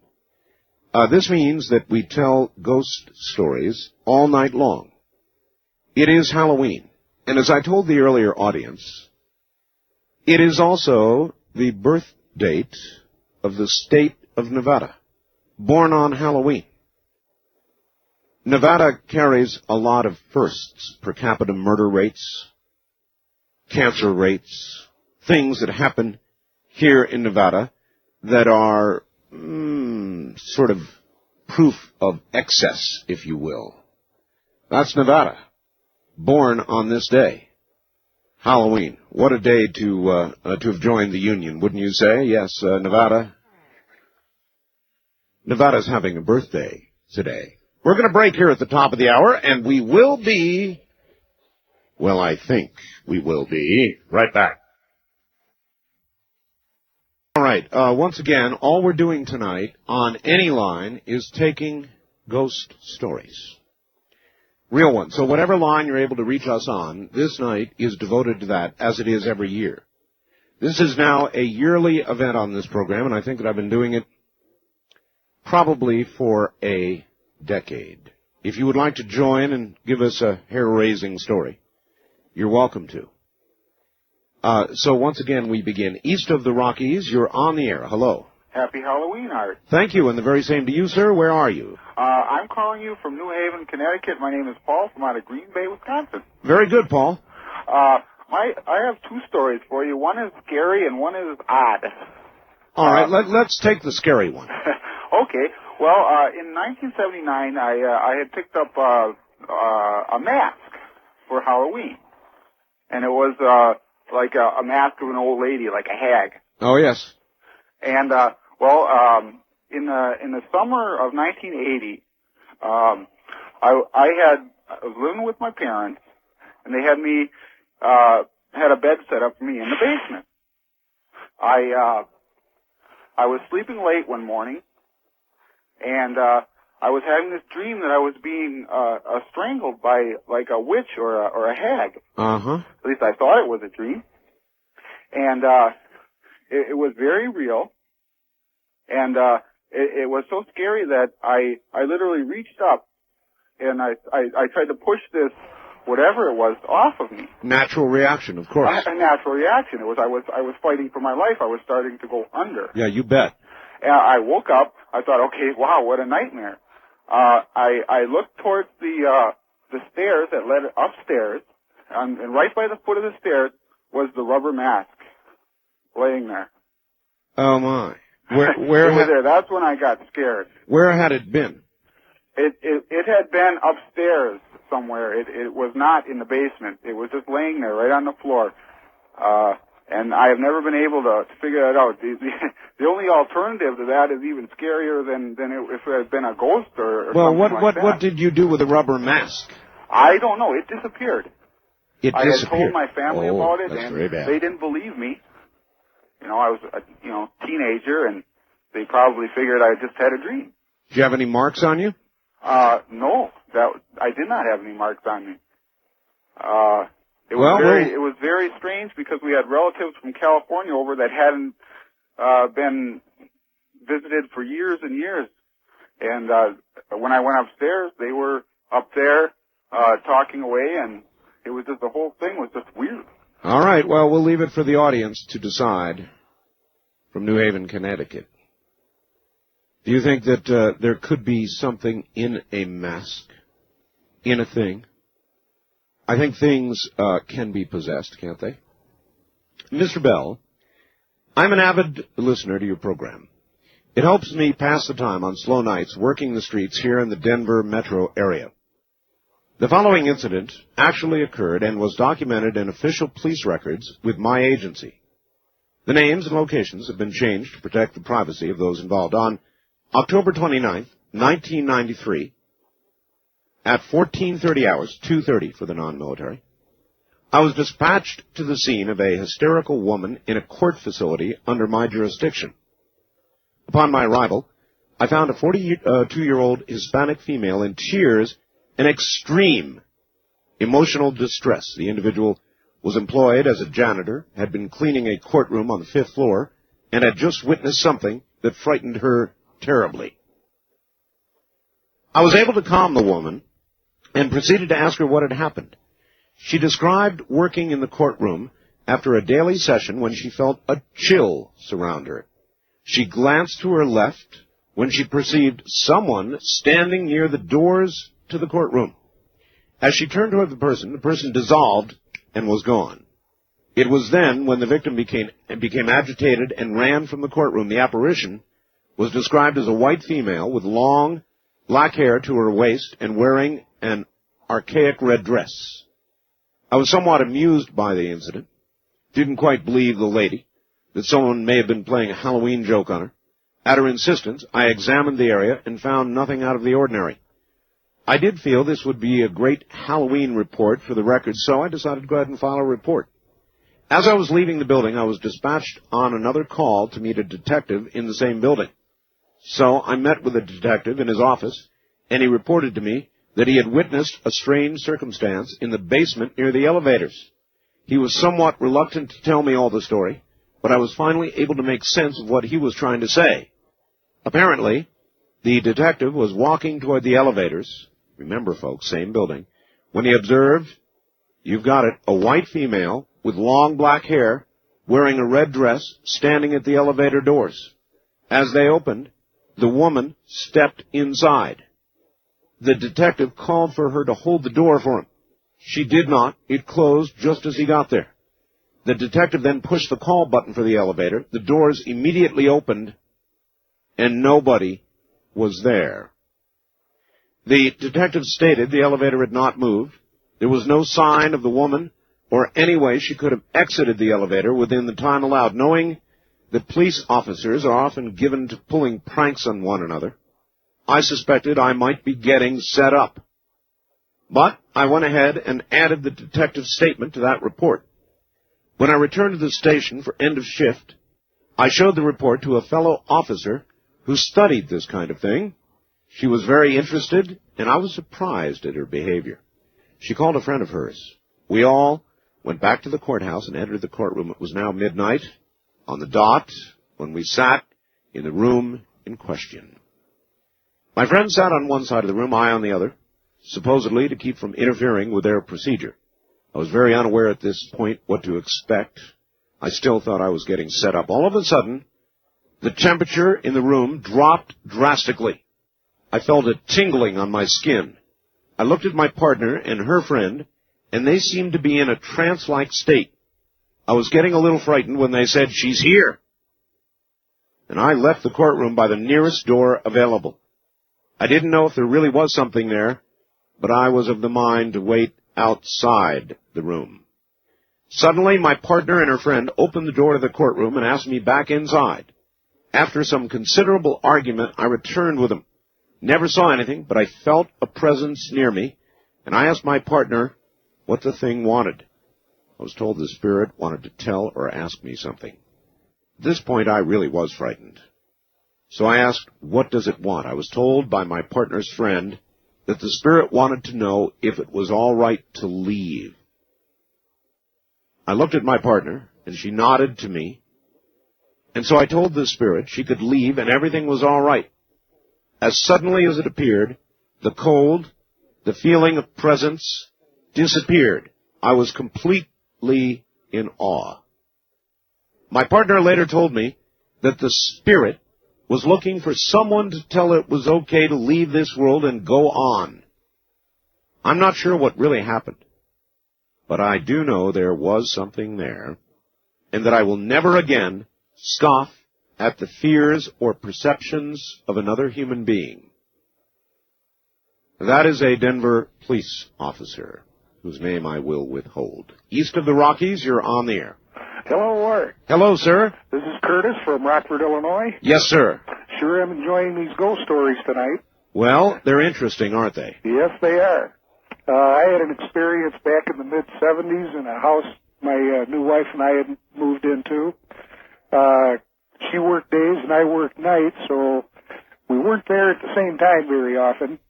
But we both started noticing things when we were there by ourselves where there would be a vibrating noise. We could never quite pinpoint it down. Didn't seem to last long enough to pinpoint it.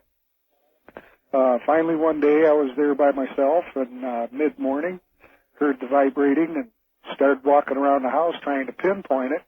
And it happened to be a vase sitting on a table. And I touched it, could feel it vibrating, and as soon as I touched it, it quit. Didn't think much more about it. A few days later, the sound started again. Tracked it down to a large mirror we had on the wall. And for some reason or other, I had a real strange feeling as far as I wasn't sure if I wanted to touch the mirror or not. Right. The vibration, it would raise in tone and then lower and then raise and lower. It stayed real steady. Finally, I did put my hand on the mirror and felt the vibration, which did stop the vibration and the sound. And it was kind of disquieting, you know. Told my wife about it. She said, yeah, she'd been hearing it too, here and there from time to time. About a week later, mid-morning again, I'm doing dishes, looking out the back window. I've got one sink piled with dishes to rinse. And I had a piece of glass taken out of the door of the toaster oven. And we had it all washed up and set it over on top of the other dishes. And I was starting to get into the silverware section of it when this vibration started again. It was real soft this time. Walked around the house trying to find out where it was coming from this time. Sure. Couldn't quite find it. Went back to the dishes, and all the time still hearing the vibration, real soft and low. Well, now it starts to almost throb, and getting higher and lower and louder and louder. Yes. And all of a sudden, I just realized that the noise is coming from the sink right in front of me where I'm putting these wash dishes to be rinsed. And I'm just kind of looking down at the sink, and it was as if a hammer was just, with all of somebody or something's might, hit the bottom of this piece of glass out of the toaster oven, and it exploded straight up into my face. Oh, my God. There wasn't another dish moved. Nothing else broke. Were you cut? Yes, I did get a little cut on my cheek from flying glass. And what really surprised me was that the kitchen is right off the living room, but there was even glass got into the living room. The force of the explosion was so great. I had to sit down for a while. That really unnerved me. That'll put you on your knees. Yes, it will. That'll put you on your knees. There's no question about it.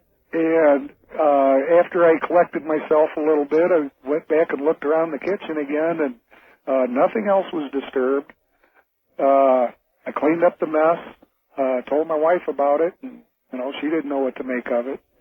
And the cut on my cheek seemed to take forever to heal, like it was close to a month. Now, I've cut myself shaving before, and it never took that long to heal, Right. What do you think? What do you think happened? Do you have any idea? Well, my own personal thought is that there was a spirit that did this. For some reason or other, was upset with us being at that house. Yeah, it sounds that way. That sounds like typical poltergeist activity, but it's a little malevolent for a poltergeist. Normally, they do small, insignificant little things, and that sounded pretty scary.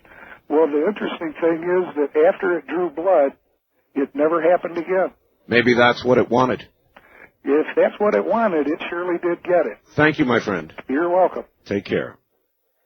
For those of you who heard last hour, there was a particularly interesting story told by a lady in San Antonio about some haunted railroad tracks, where to this day, if you drive near them, well, to catch you up, there were some children in a school bus that were killed by a train on the tracks. And the story goes that since that time, and this lady experienced it herself, if you drive near the tracks and stop your vehicle will begin to move automatically and will be, in effect, pushed across the tracks. And people have been putting baby powder on the back of their cars and finding children's handprints in the baby powder. And after hearing that story, I just got this fax. Hey, Art, you know about the school bus story where the children pushed the cars over the tracks? It's true. It was on one of our local news stories today. They had video showing the car moving on its own, and they had video of the fingerprints. Steve from Southern California. Thought you should hear that. Wildcard line, you're on the air. Hi. Hi, this is Ron from Bartlesville, Oklahoma. Hello, Ron. I called about a week ago about my New Guinea singing dog, and tonight I have a story about my daughter. All right. Okay, when she was about 4 years old, we moved to the Kansas City area and bought an old two-story house there. And shortly after moving in, the neighbor's house was broken into, and the police later came and asked if we had heard or seen anything. Uh-huh. After they left, my daughter said, Daddy, my friend Daggett said he would never let bad people in our house. And I asked her who Daggett was.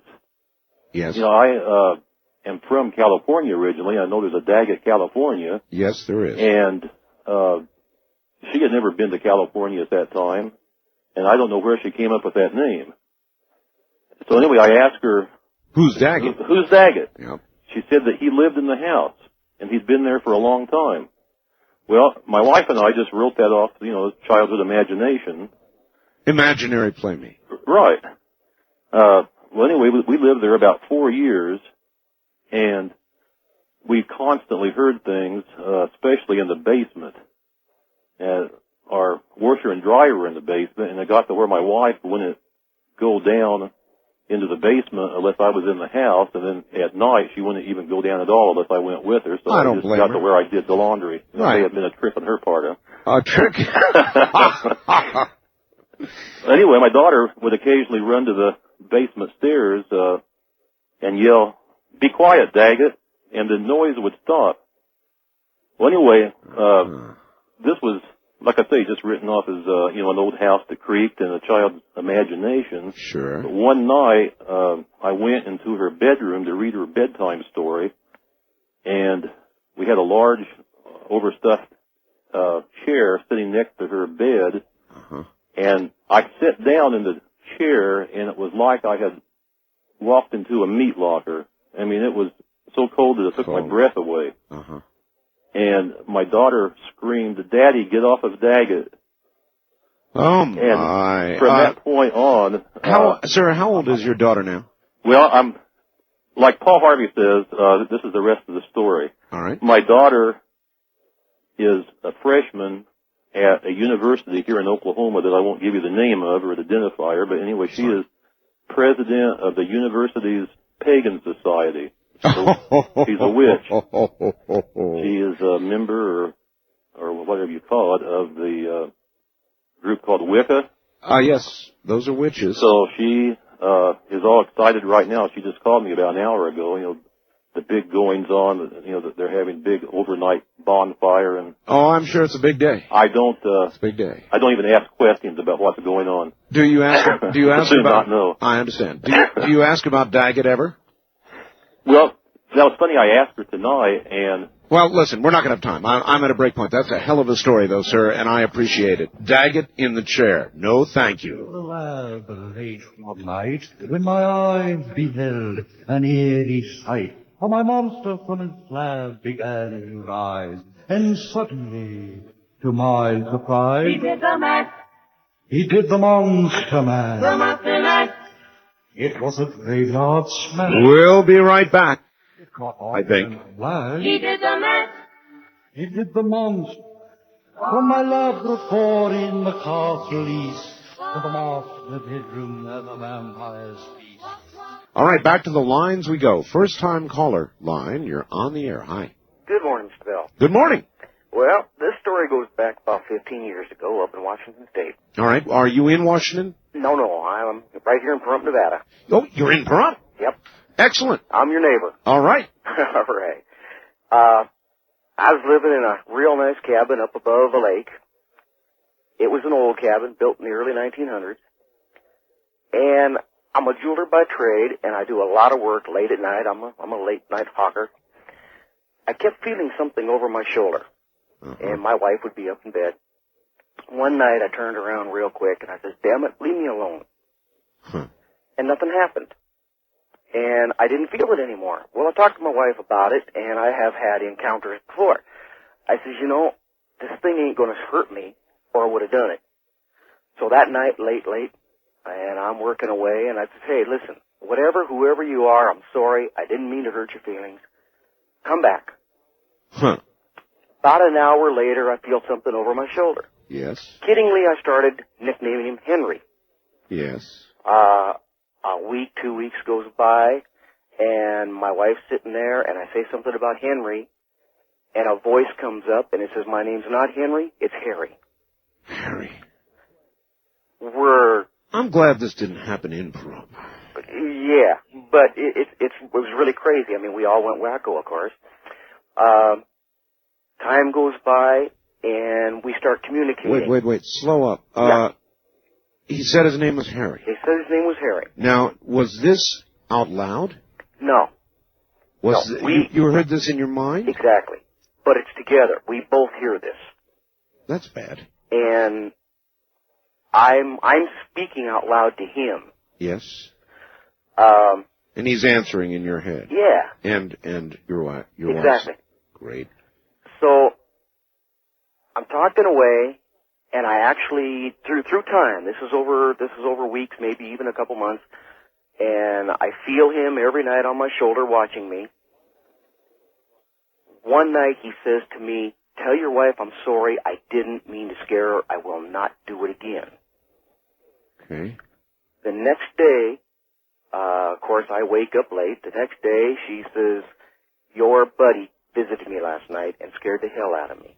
And I says, "What are you talking about?" Yes. She says, "Henry was looking over me in my bed." And she says, "I hollered at him and told him to get out of my room and never to come back again." I got the wickedest feeling. I looked at her and I says, "That's what he meant." She says, "What?" I says, "He told me to tell you he was sorry and it would never happen again." Yeah. Now, through time, I tried to communicate with him and find out. I did not do any research on it, Art. I was I guess scared to find out what I might find out. Sure. Is that when he disappeared? He never did. We moved out of the place, but he communicated with us until the time we moved. And he told me he was killed in a fire in the home. I said, well, where was this fire supposed to be? And you never researched it? Well, I found where the fire was. You did? I found where the fire was. He told me where the fire had been and how I could find boards. And I went to the far end of the house. Mm-hmm. This room was, the front room was very, very big. It was very beautiful. Now, like I say, this was an old house, but it was still beautiful. And it had been redone. I went to the far end of the room where the stairs start going upstairs. Yes. I removed a board, and there was burnt charcoal lumber underneath it. Oh, man. And that's really all there is to it. He never meant to hurt anybody. That's enough. He was neat. Well, your idea of neat. I very much appreciate your call, sir, but I don't know that that's my idea of neat. That's more than a coincidence. I guess if it happened to you and it didn't come to you in a frightening form, it would be, his word, neat. But I think I would have to experience that calm and that lack of concern and worry personally before I would regard it as neat. Burning is not a good way to go.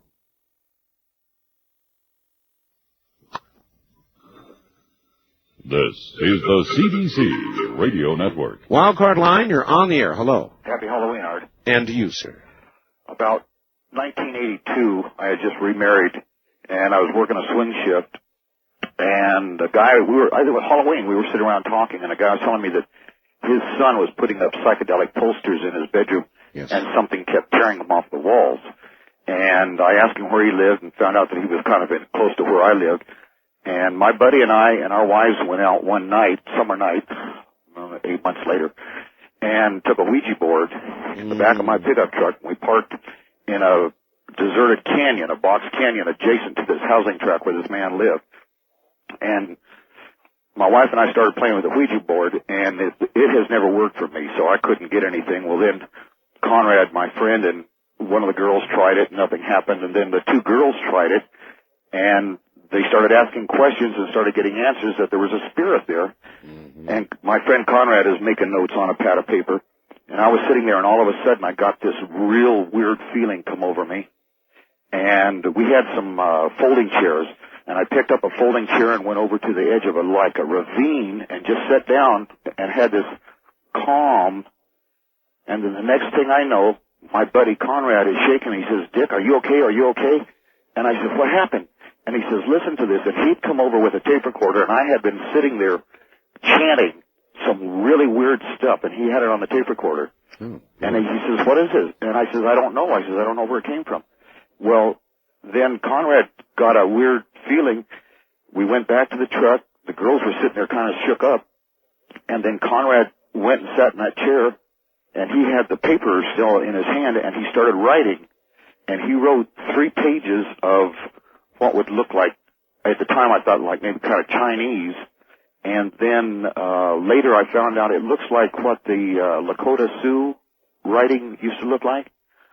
And we don't know what it was going on. We knew there was a spirit there or something. And I said, let's get out of here. And so we started picking up our stuff and putting it in the truck. And Conrad's wife, who was slight in stature, all of a sudden jumped out of the truck and was standing there like she was a man. Her arms flexed out to her side, and her voice came out in this low voice, and she started talking to us in English. And I don't remember everything that she said because we talked to this spirit that was coming through Barbara for a long time. But basically what we found out was there was a hunting party of Indians up in this box canyon. Yes. They got ambushed and by like a rival Indian tribe. Yes. And they didn't bury them. And their spirits were lost in this box canyon. And they haunted the housing tract when it was encroaching on their area. And Conrad, my friend, told them that it was time for them to go home and that they should take and cross over and that he would guide them. He says Conrad had like a spirit guide for himself. Yes. He says, this person, Amy, will help you cross over and everything is okay. And he sent them home.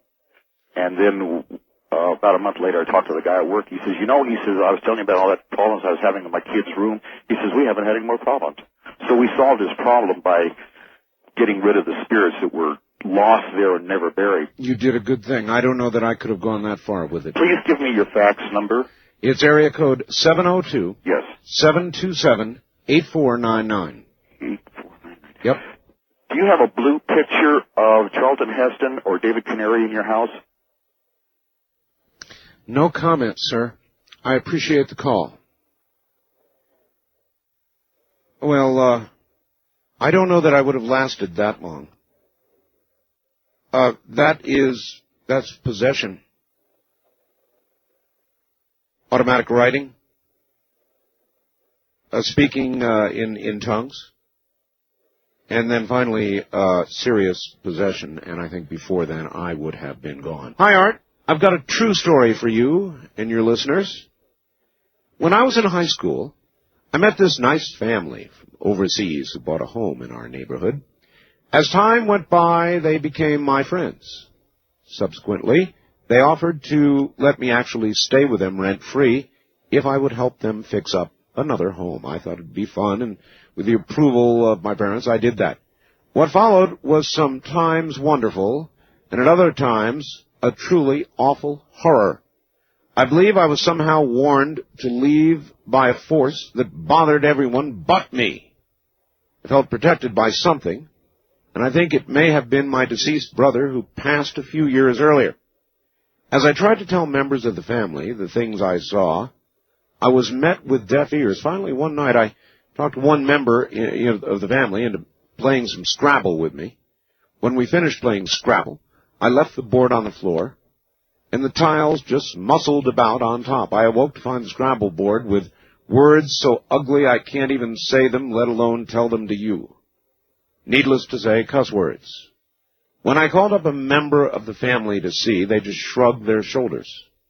As they were walking out of the room, my stereo went crazy. The channels began changing wildly. The family members seemed to be oblivious to this. I moved. Later, I found out there were some real abuses going on. That the man was sent out of the Philippines for abuses he committed against his first wife and children. Thus he moved to the U.S., and I believe that is why there was such evil in that house. That's from Ann in New Mexico. East of the Rockies, you're on the air. Morning, Art. Morning. And happy St. Hallows Eve. So it is. Got a wild one for you. All right. Family recently came into money some time ago, and we bought an old house, and we're restoring it, and my wife started a antique store. And after a while, we got, getting a nice collection going, we noticed strange things happening. Some of the antiques that we would get would end up on the floor or across the room. But the strange thing was, these were children's toys, mostly dolls. Really?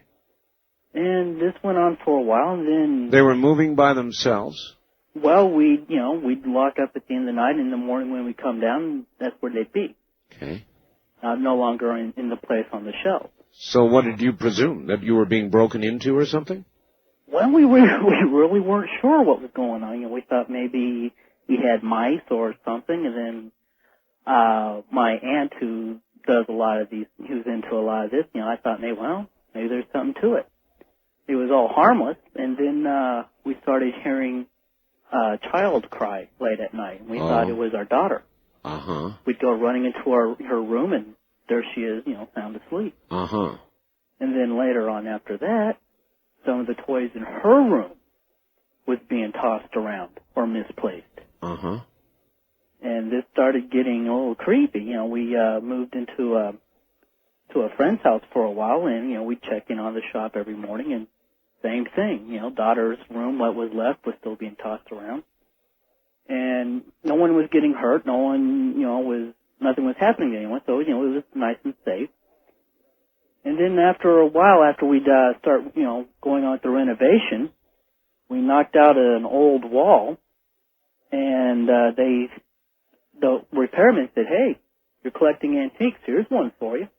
It was a very, very, very old doll that was blackened, like it was in a fire. And that area behind the wall also looked like it had been in a fire. And so my wife, she's really good about restoring things. You know, she cleaned it up, put in some new eyes, new clothing, and actually set on the shelf.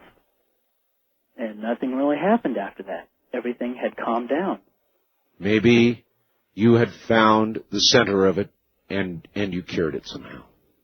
Well, that's an incredible story. Well, it hadn't dawned on us until we had sold this particular item, and everything started up again. Oh. And so we have been trying to track down this doll to get it back. Oh, now wait a minute. So in other words, you sold that doll right as an antique. Right. And the hauntings began again? Right. And now you're trying to get the doll back? Yes, we're desperately trying to find the person we sold it to.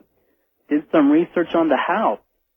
It really is an old building. It was one of the earlier ones in Kansas City, and it used to be a private orphanage. They had burned down. I wish you luck. Short of being able to get that doll back, I think it's time to go on to whatever's next. Sounds like a good plan. Thanks for the call. Well, there's a story for you. Yikes.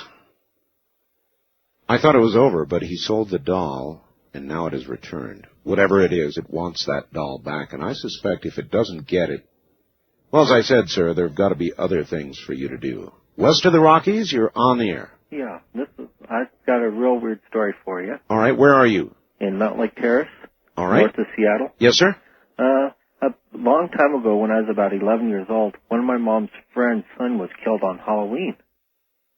And then a couple months go on from that, then all of a sudden my mom gets connected with this one lady that plays with Ouija boards. And she said, could I ask a question? Uh-huh. And the woman said, sure, go right ahead. And she said, would I ever lose my sons? Well, the thing pointed to yes. And my mom said, that's nothing. Then about a year from that, me and my brother end up in a foster home. We end up inside my mom's friend's, that son that died on Halloween, her foster home, and I get his bedroom. Wow. And all of a sudden I was asleep one night, and there was like two other foster kids in the bedroom with me. Yes. And I'm asleep on my bed, and they're asleep in their bed. All of a sudden, I feel my bed pressed down real hard, like someone's sitting on it. And I got scared. I didn't even want to open up my eyes. And I said, get out of here in the name of Jesus. And all of a sudden, the bed just, boom, raised up. Raised up? Well, from the push and... Oh, you mean from being depressed? Yes. It raised up. So whatever it was, left immediately. Yep, and I went to the foster mother, and she said, it was the dog. He was in your room. I said, no, he wasn't. The door was closed. You're sure of that? Yeah, I was positive of that. And I asked everyone else in the bedroom, after they woke up, did you feel anything? They looked at me. They said, you're crazy. Well, it's a good story, and I appreciate your telling it. All right. Thank you. That to me seems like it was a story of just evil. East of the Rockies, you're on the air. Hello. How you doing, Art? This is Bill from St. Louis. Yes, sir. I experienced something one time when I was in the Marines in Okinawa, Japan. I know Okinawa. I lived there. I had a Japanese girlfriend, and we were visiting the southern area where they have all these monuments of World War II. Oh, yes. And one time we were there watching the sun go down, along the horizon. And I'm sorry, I'm a little bit nervous. And we felt the presence of people all around us, and we could hear voices in our head, like people talking, which I couldn't understand it. And I looked to my Japanese girlfriend. Yes. And she was running a mile a minute. Uh-huh. Back to the car, and she had tears rolling out of her eyes, and she never told me what she heard or seen or felt. She would never talk about it. Mm-hmm. And that's probably something I never forgot since I was on that island. Well, I, too, lived there many years, sir, at Kadena first, Kadena Air Force Base, then Naha. And I can tell you, there were many bloody battles on that island. Many people died. Very violent deaths on that island. That's Okinawa. And it's a haunted island. We will be back.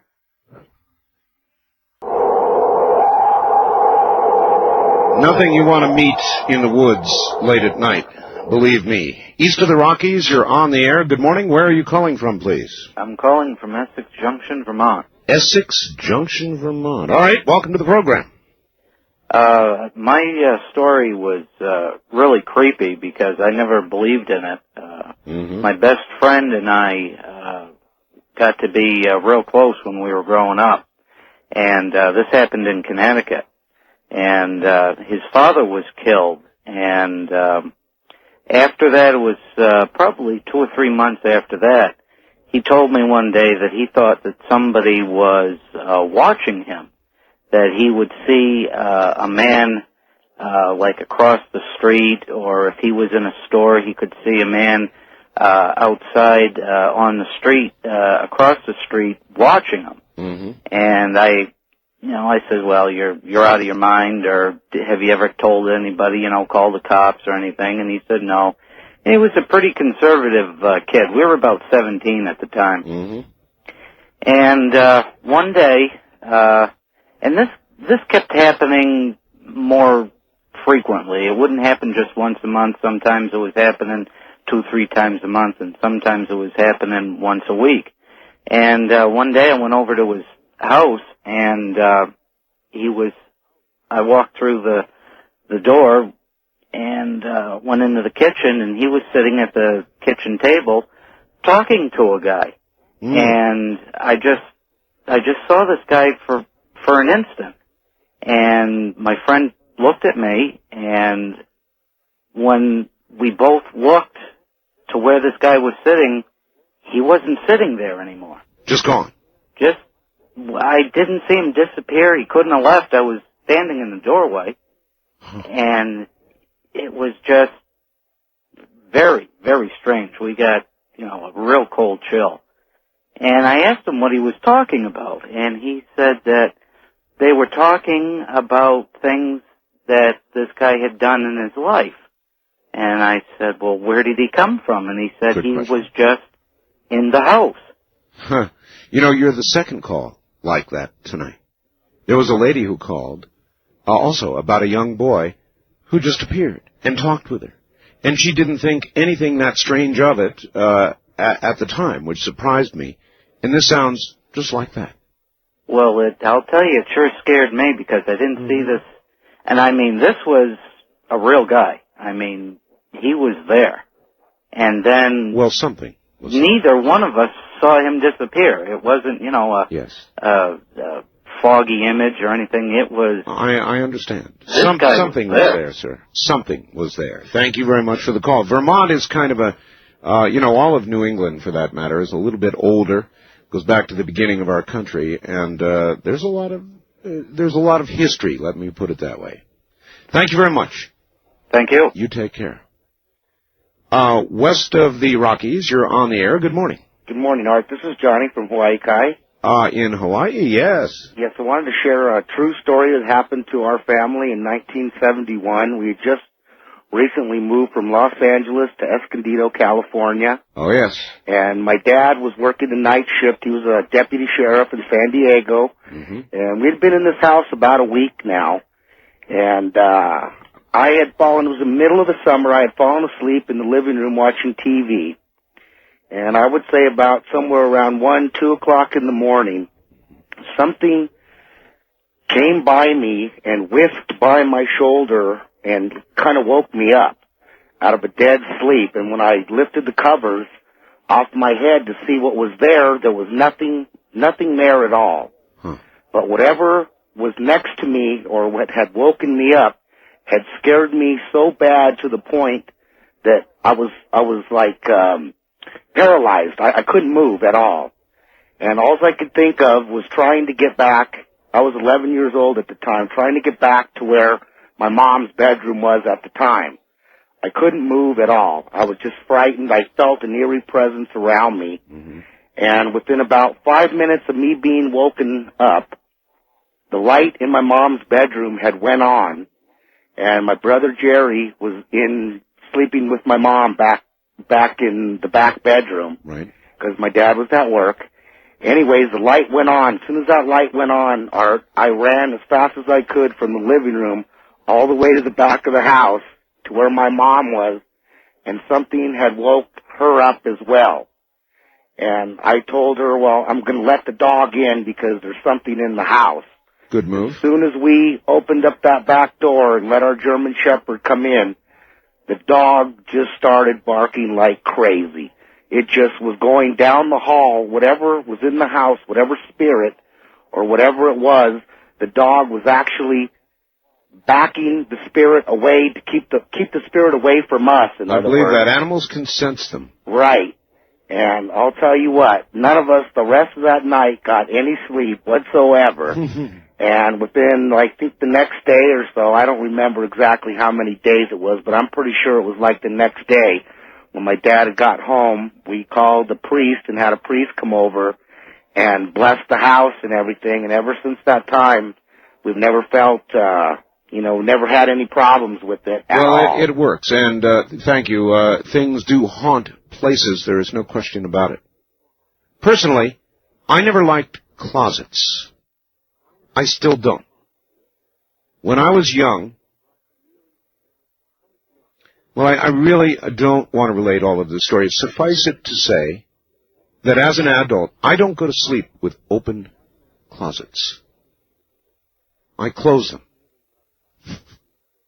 I'd really rather not relate the experience that has me doing this, but I close closets. I will absolutely, even if I'm on the edge of sleep and I detect there is an open closet, I guarantee you, go and close it first. Get up and go close it. First time caller line, you're on the air. Good morning. Hello. Hello. Hi, yes, this is Heather in San Clemente. Hi, Heather. Hi. And this is a story that happened, I was about 14, 15 years old. Right. And I was living in Ohio and in an old farmhouse, and we had tons of little ghost stories, but this is the one that really got me. Because my girlfriend and I got a Ouija board for Christmas, and we were playing with it and everything. Yeah. Young teenage girls and Ouija boards. Yeah, I know. This goes back to your teenage girl thing. Yes, it does. And, well, the Ouija board kind of led on because we were also looking into supernatural, and looking into that, we found out about channeling. Mm-hmm. And it led on that my friend could channel spirits. Yes. So we started doing this, where we used the Ouija board sort of like a conduit. Yes. So she started channeling spirits, and we're doing this, and then after a couple of weeks, I kind of got bored, and I'm like, well, I want to do it. So I decided to do it, and I remember the experience of having it start where I'm still there. I have my eyes closed, I know, but I can see the room, and I can also feel the presence in my body of this other spirit. And it was a freaky thing, but it was going all right, where I hear the talking going on between myself and her. Yes. And then I hear complaining about how bright it is in the room. Did you hear it in a detached way? Yes. Yes. In I other was words, kind of separated from my body, because yeah. I could see the room, even though physically my eyes were closed. Right. I could see around the room. And so then you began to sense light? Yes, the light was too bright. We had a candle, prerequisite for the Ouija board. Yes. We had a candle, and the light seemed so bright, even to me, myself, and the spirit was complaining about it being so bright, asking her to blow it out. And then she did. And as that happened, I look over to the side of the room, and I see my father standing there, who died when I was 2 years old. Mm. So I go over to give my father a hug, because, I've never even actually known him. Yes. And I go to give him a hug, and as soon as I do, he disappears. And my vision, from what I'm seeing, goes completely black, and I start seeing serpents with two heads, red eyes, rats.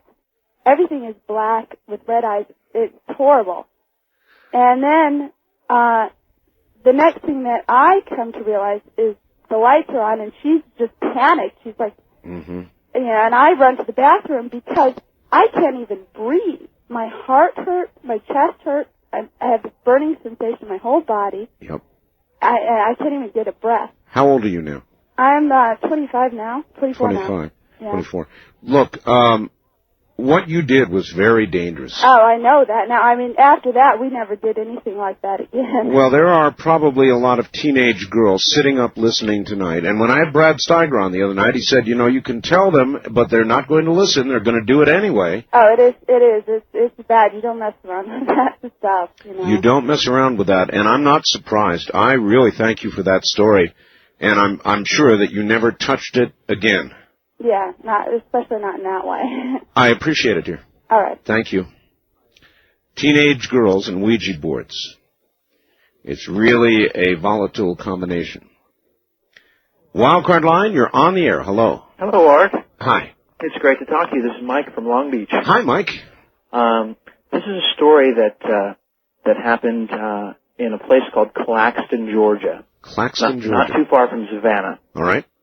where my father's family is from. And I was down there visiting one time, and I went to see a cousin.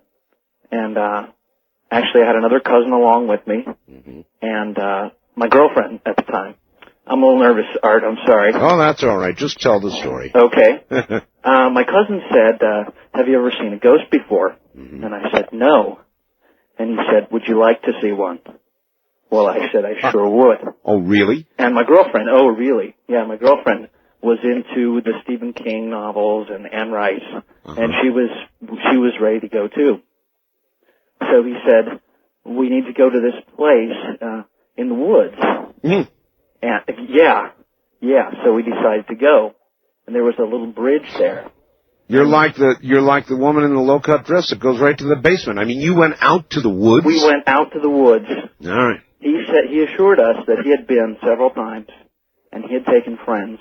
Yeah. He said everyone around Claxton knew about this story of a couple, a black couple, who had been overcome by a white mob, and the husband had been lynched.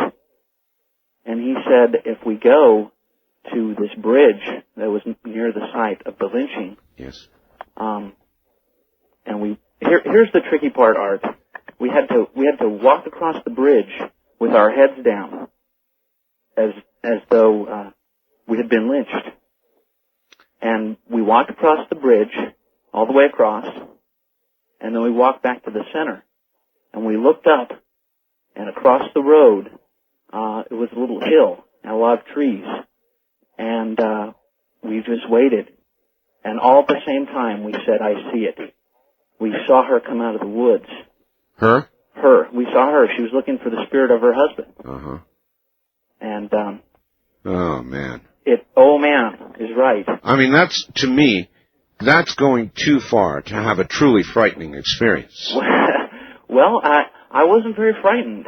No? No, actually, I was curious. My girlfriend was running away.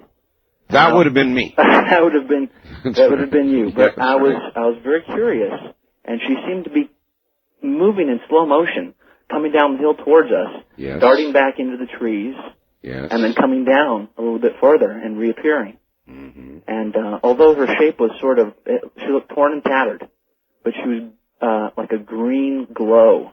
And you just stood there watching, saying, "Cool."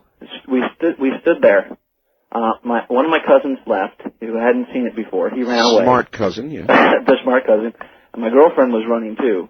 Smart girlfriend. Another cousin of mine and I stayed. And dumb cousins. Yeah. But I didn't feel frightened. Yeah. And so you stayed, and what happened? Well, eventually we left because the others were running back to my cousin's truck, and we didn't want to be left behind. So we followed them, but nothing bad ever came of it. If I ever go back to Claxton, Georgia again, I'll be out on that bridge. You would do that again? I would do that again. Well, maybe it's an IQ problem. Basic, you know. Thank you very much for the call. Oh, thank you, Art. Right, take care. Oh, my gosh. That's going too far to have too much of a terrifying experience. West of the Rockies, you're on the air. Hello. Yeah, hi, Art. This is Lance from Clam Falls, Oregon. Hi, Lance. Yeah, hi. I got a story I want to tell you when I just got out of the Marine Corps and I lived in Southern California. A friend of mine was getting married and his wife was from Hanford, California. Uh-huh. And we had to go over there for the wedding. And before we went over there, she said that we had to, we could stay at a friend of her house where she lived when she was a teenager. But she warned us about this one room in this house that was built on by the guy that used to own the house that she used to stay in. And she said that she woke up one night and there was this thunder and lightning going on in the house. And she got really scared and she got up and she looked outside and all she saw was a starry sky. So... No clouds? No storm? No clouds, no nothing. Thunder and lightning inside the house? Yeah, she saw the flashes going through the windows, and so we kind of took this story like ho-hum. Yeah, right. And so me and my friend was in the back room there where she used to stay, and they had like a couch back there and kind of like a game room with a dartboard. Right. And we're standing there throwing darts. And we're talking about, what do you think, Jenny? You think she's had a little too much to drink or something during that night when she saw these clouds and this thunderstorm and stuff? And, yes. And we're kind of discussing it. And we just got through throwing darts, all 6 of them in the dartboard. And my friend went to pull one dart out, and it popped out of the dartboard. And he goes, oh, no. And then, like he didn't get the points or something for the darts. And then he went to pull another dart out, and it fell down to the ground. You mean before he pulled it? Yeah, before he even touched it. He went to reach for it, and this happened all 3 times. All right. So after that, we stood back, and we looked at my 3 darts, and each one of them, one by one, fell down to the ground. And we just went, oh, right, whoa. Oh, whatever. Yeah, yes. So we went in, we ran, and we told everybody, and they said a weird thing also happened in that house, where they had their speakers set up in this house, and they're sitting there listening to the stereo, and all the speaker wires started flying off the wall and unplugged the speakers. Oh, that's bad. Yeah. Very bad. That's even worse than the darts. Yeah, well, the wedding ended up pretty good, but the marriage didn't turn out too good. The marriage? But anyway, I wanted to tell you. You know what you ought to do tonight? What's that? Your cat sound. You gotta do the cat sound. Well, maybe I'll try and fit it in. But... You gotta. It's Halloween. All right. All right, nice talking to you, Art. And to you, sir. Have a good one. If you have the guts, turn your lights out. I have. And by the way, I want to thank my wife for decorating my studio with all kinds of nifty things. As a matter of fact, there is a skull. She's hung crepe, as she always does for me. There's a skull right above me, and if I clap my hands, it chatters its teeth, and it lights up, and it sounds horrible. And then there's a little guy from one of the horrible TV shows that's here. And then I've got a little thing, and I can push buttons on this little thing, and I get weird sounds of all kinds. Well, I'm telling you, she has done it up for me. So, you see, I'm in the mood here, and how much you want to get in the mood is dependent on, well, the guts you have, the body parts you have. How far you're willing to turn down the lights. The only thing I won't do is open the closet. East of the Rockies, you are on the air. Top of the morning to you. Well, when I was 12 years old... Where are you, sir? Pennsylvania. All right. when I was 12 years old, a real close friend of the family died. And she came to me and gave me a $1 bill. Uh-huh. And she said that she'd see me on my birthday. So every Halloween, she comes and gives me another $1 at exactly noon. She does. Yes. And, well, since that day that I first saw her, I've been seeing ghosts everywhere. In the streets, in houses. And in the house I'm living right now, it used to be a funeral home. Oh, that's bad. And on January 1st of every year, there's a funeral going on in the living room. All the furniture's gone. There's a funeral going on. Yes. Uh-huh. Doesn't this make you want to move? No, I've gotten used to it. Sure. Down to the living room, funeral going on. Get used to that.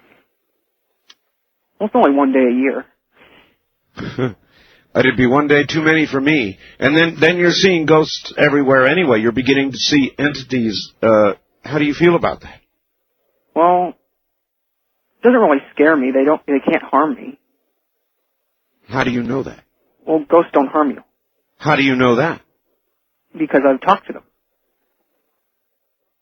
Well, maybe the ones you know don't. But we've heard some pretty strange stories this morning. Well, most of the ones that do hurt you are the demons. Demons? Yeah. How does a person who doesn't see a lot of these entities like yourself discern the difference? Well, you can't really tell. Well, you've made my point for me. Thank you very much for the call. You can't really tell.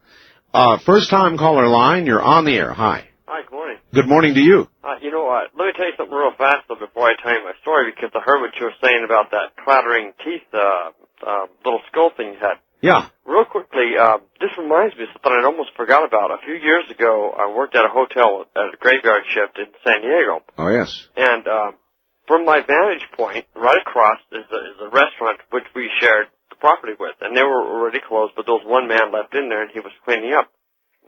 And there is a phone link, like you hit 3 numbers, and we could call each other back and forth should we need to during the day. Gotcha. Okay, well, anyway, he was in the back, and suddenly he came running out into the lobby. Well, just before he did, and I mean just seconds before he did, the phone rang, and it was from the restaurant. I could tell by the switchboard it was a restaurant. And I thought he was calling me for something, so I looked over to see who it was. Nobody was there. And I thought, what is this? Well, he came over, and he had, this is around Christmas time, must have been maybe 3 years ago. And he had one of those little heads like you're talking about, but a Santa Claus one that would say, ho, ho, ho. Yes. And you actually got to clap your hands to make some noise before it did that. So that yes. thing was doing that. And there was nobody clapping, their hands or making any such noise. And when he came out the door, a side door, which was not within my vantage point, from behind. Right. At the same time as when that phone rang. And anyway, that was just a strange incident. That was kind of, but I'd almost forgot about that one. But when until I mentioned the skull that I've got here. Oh, I remember that. But the thing is pretty cool. Here we go. Yeah, okay. Well, this occurred when I was very young. I must have been about 5 or 6 years old, and this carried on for a few years. I lived in a home in Pomona, California, and I don't have a full recollection of the layout of the home, but I remember my room I shared with my brother was a pretty good-sized room at the end of a hallway. And if you were to walk down the hallway toward where the living room would be, to the left was our kitchen.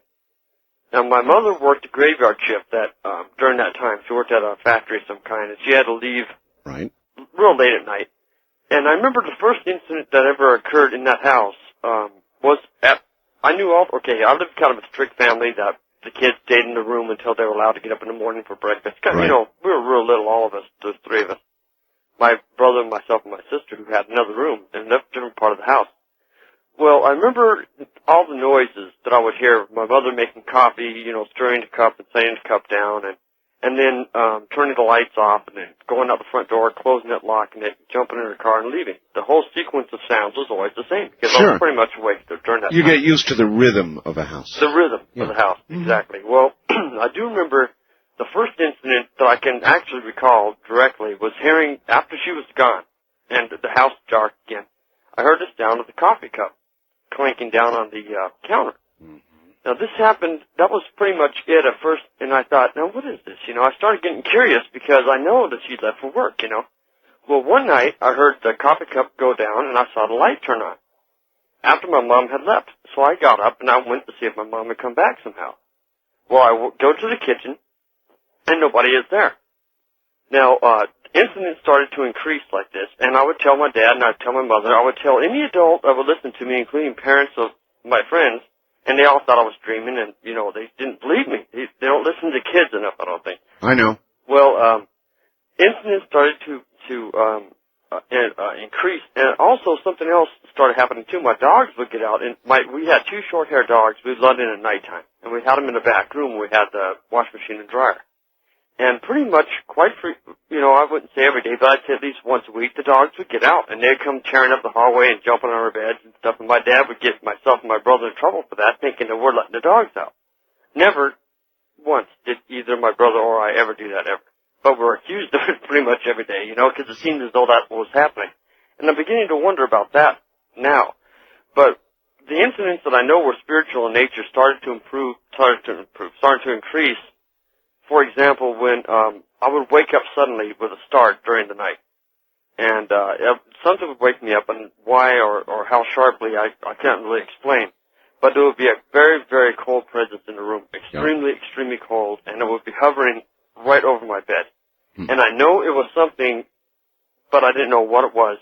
But it would come quite frequently, and it would seem as though it was draining energy from me, because it would go from my feet up into my chest area. Succubus. And then it would go away, and this would happen a lot of times. I would say fairly frequently. Well, at one point, when this would happen, I'd first wake up. All right, we don't have much time left. Okay, I'm going to hurry this. I would get up and I would run for it into, like, what my grandmother's room was, and jump into bed with her and hide from this thing. Well, this continued for the very, very longest time. Now, I know I haven't got much time, so I'm just going to get to the good parts. There came a time when we were going to move from the house.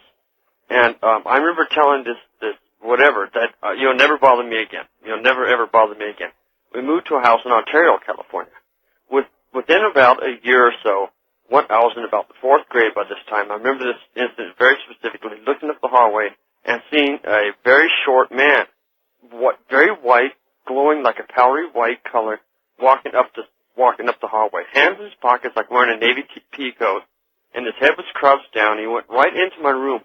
I ducked underneath the covers, but I could tell he was right outside. I would kind of peek out, and he's right there. He puts his hand on me, and I do not know how to describe this. Maybe some of your guests have experienced this before, too, or your other listeners. But it seemed as though he was reading my mind. Like every thought I had, he was telling what I was thinking. And the only thing I could say, that was the weirdest experience and absolutely impossible to describe. But I do remember seeing the person's face, and it was blank. It was just a blank. A blank face. All right. Well, I appreciate the story. I would say this, that children and animals sense these things before adults do. Not that adults don't experience them, but they have to be much more obvious. And sometimes they can occur, and your animals will know there is a presence. Your children will know, and you will put it off, as one does children, to their active little imaginations. When they get older, and they become as you, they too will be basically immune to it. That doesn't mean it's not there. You just have forgotten how to see it and hear it and know it. But not children and not animals. West of the Rockies, you're on the air. Good morning, Art. Good morning. This is Grant in Seattle. Yes, Grant. Got the mood lighting, the candle, the open closet, and all that. I wouldn't open the closet. Got a story for you about a haunted radio station I worked at about 7 years ago in southern Idaho. Oh, there's plenty of stories in broadcasting. Southern Idaho, huh? Yes. All right. I won't mention the station because the management would get quite upset. Yeah, please don't. Even if we would ask about the ghost. I worked there on the weekends, overnight shift, and basically the only one in the station. Had heard about the ghost years before. We used to go out there for the ghost tour, and they would show us things that it would do. It would flip on lights, basically on command. Really? And so when I would work out there, lights would flip on and off, phones would ring, pick it up, be a dial tone, hang it up, ring, dial tone. The layout of the station, the way it was set up, if you wanted a Coke or a snack, you were in the basement. Right. Which at 3:30 in the morning, you're kind of freaked out and you're hungry, you go to the basement. That's right. And so I would go down to the basement, and the layout of the station, say from the south wall there were desks, going north, there would be the stairwell to the basement. On the other side of that would be the wall of automated machines, and then just straight over to the opposite wall. Mm-hmm. I'd be downstairs hearing footsteps move from the desk across the stairway through the automation, just in a straight line, just a big thud, thud, thud, thud. Mm-hmm. And, you know, what do you do at that point? That's not good. None of that is good. Do you stay down there and get the Coke, or do you go back upstairs and face it? The strange thing about this ghost, it was connected to one of the DJs that worked there. Before it ever appeared at the station, it was at his house. And I guess it was things that happened to me at the station weren't violent. Things that happened previously to other DJs that were pretty violent. Things being thrown at them. Well, that can happen. Yeah. In other words, it can be transferred, usually because it occupies a person and that person brings it to a new place. Yeah, that's what happened with this. His wife left his house with his kids, said it had gotten that bad, told him to have a priest come in there and bless the house or move or whatever, but she wasn't coming back till something was done. Had a priest come in and bless the house.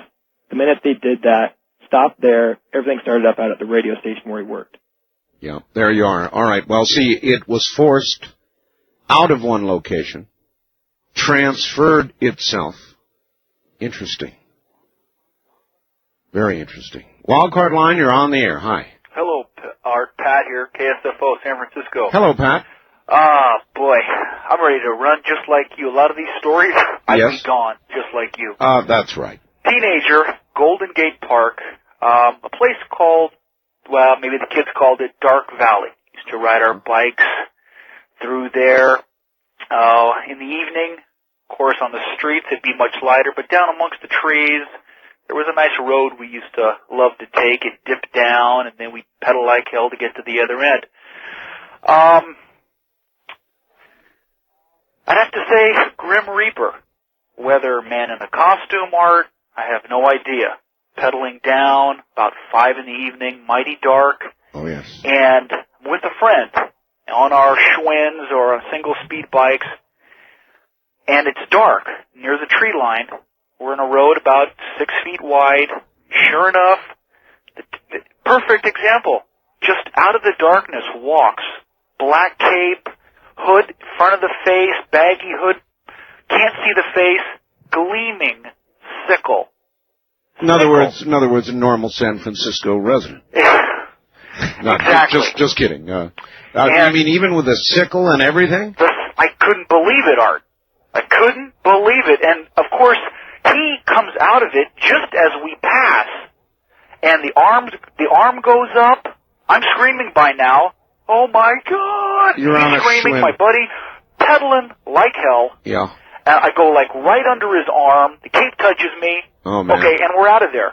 Okay, the police, a big friend of mine, let's go back and we'll get him, it's some weirdo. Yeah. Well, Art, I had never had anybody die around me. But sure enough, within that week, my best friend, not the guy I was with on the bike, yeah. But did he not die on a motorcycle down out front of the beach? He was going too fast. We were taking turns on this motorcycle. Woman from the middle lane cut across right in front of him to get into the parking lot. Maybe that was the Grim Reaper. I'm telling you. And maybe you will see that again. In other words, there are people that see that figure before those close to them die. I'll tell you, Art. And those Ouija boards, stay away from them. I'll let you go. Thank you very much for the call. Take care, the Bay Area. West of the Rockies, you're on the air. Hello. Hi, Art. This is Jenny in Golden. Golden, Colorado? That's right. All right. And I've got a pretty interesting story for you. All right, let her rip. Okay. I live in a house that is probably 112 years old from the historic district in Golden. Yes, sir. And, well, I never detected anything really funny about the house except for one time. And I was taking a bath. It was late at night, and I had a candle burning. Uh-huh. And this wasn't so odd, but the candle just went out. But 5 minutes, I just sat there because I was taking the bath, and I said, whatever, no big deal. Yeah. Okay. Well, maybe 5 minutes later, it comes back on. Now that's bad. Yeah. That's really bad. 5 minutes later, it came back on. Right. Now, if it had been maybe a second, I could maybe see that, but it wasn't a trick candle. It was just a basic candle. Right. And the flame was dancing up and down really high. Mm. And it just came back on. Mm. So what did you do? I was pretty terrified. I just kind of sat there. Water got pretty cold. The water got cold? Well, because I was you sitting sat there there so long, in other words, you wouldn't get back out again? Right, I was pretty scared. The candle that wouldn't die. Pretty good one, huh? True? Yes, very true. Absolutely true. Absolutely positively You true. swear on your bathwater it's true. I'd swear on the cold bathwater. Huh. Well, I don't know what I'd do in a case like that, but I'd probably do. I don't know if I'd sit there until the water got cold. But then again, I might. Were you just sort of frozen with fear? That was basically it. I was basically just petrified. All right, my friend. I appreciate the call. All right, thanks. Thank you. As we continue to listen to the strange, the unusual, ghost stories. It is Halloween. The only thing about these are that they're real, and that's why they scare you. And another good question might be, why do you think you like to be scared? How much do you like to be scared? If you haven't done it yet, why don't you do it? Go turn down the light, turn out the light, if you've got the guts. We've got another hour. Stay right there.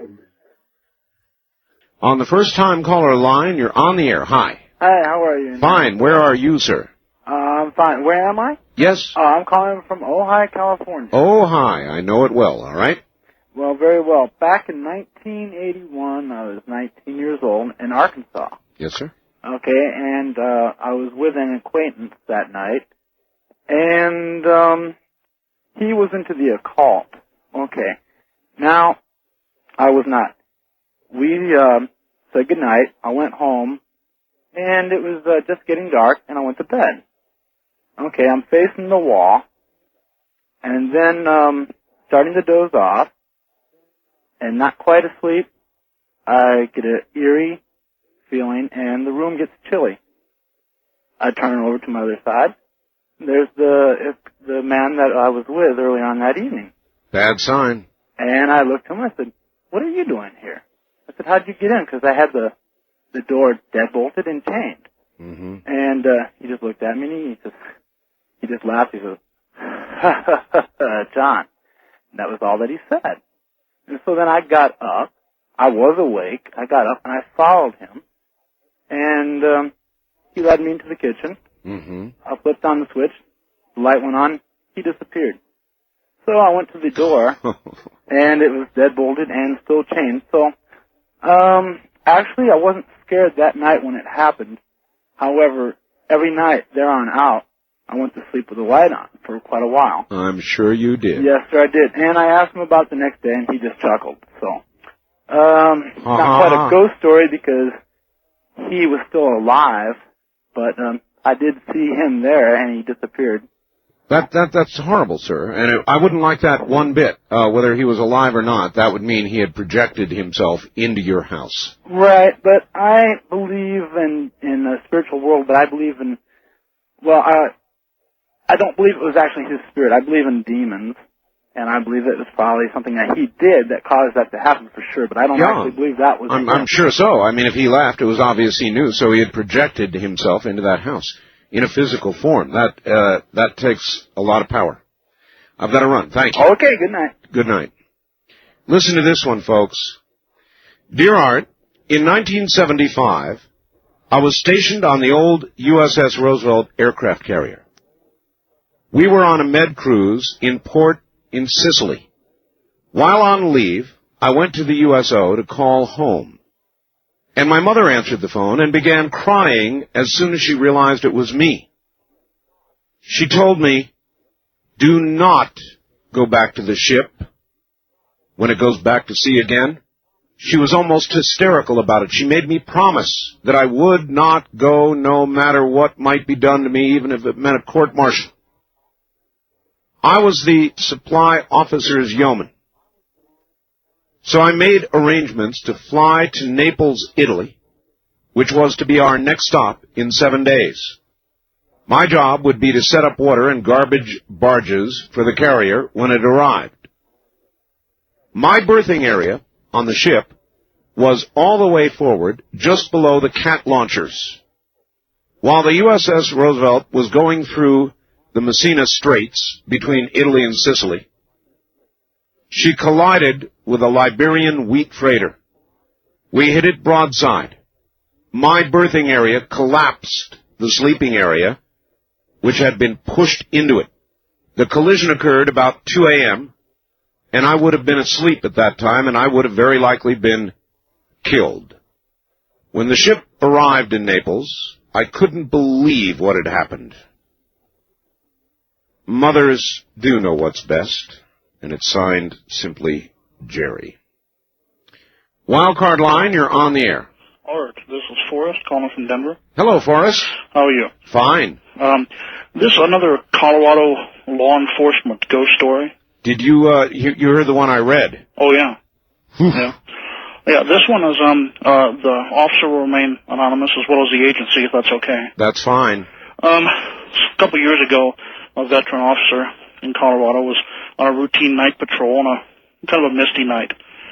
And he was driving along a road he knew very well, hadn't been in that area for many years. He saw a gentleman walking or standing alongside the road. Well, it was a little bit unusual because it was in a rather desolate area of Colorado. He pulled over, did a routine field interrogation on the fellow. He turned out to have no ID, gave him a name, whatever the name was, it didn't matter, and he had no reason to hold him. Not having any weapons on him or anything like that, so he just let him go. Sure. Yeah, he didn't necessarily search him, but he had no reason to hold him or act any further. Understood. So, about 20 or 30 miles down the road, as he was driving along, he spots another fellow standing alongside the road. This guy knew the area real well. He did not turn back on himself or get lost. He pulls over. Here we go again. The guy comes over to the car.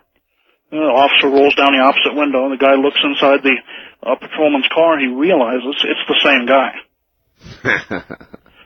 He looks at him.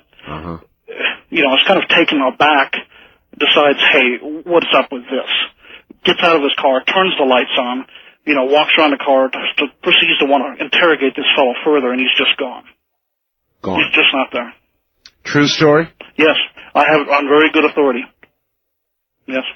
I appreciate your telling it. Yeah. Thank you very much. Thank you. That is but one of many in law enforcement. And as you know, they work in all hours. Law enforcement goes on 24 hours a day.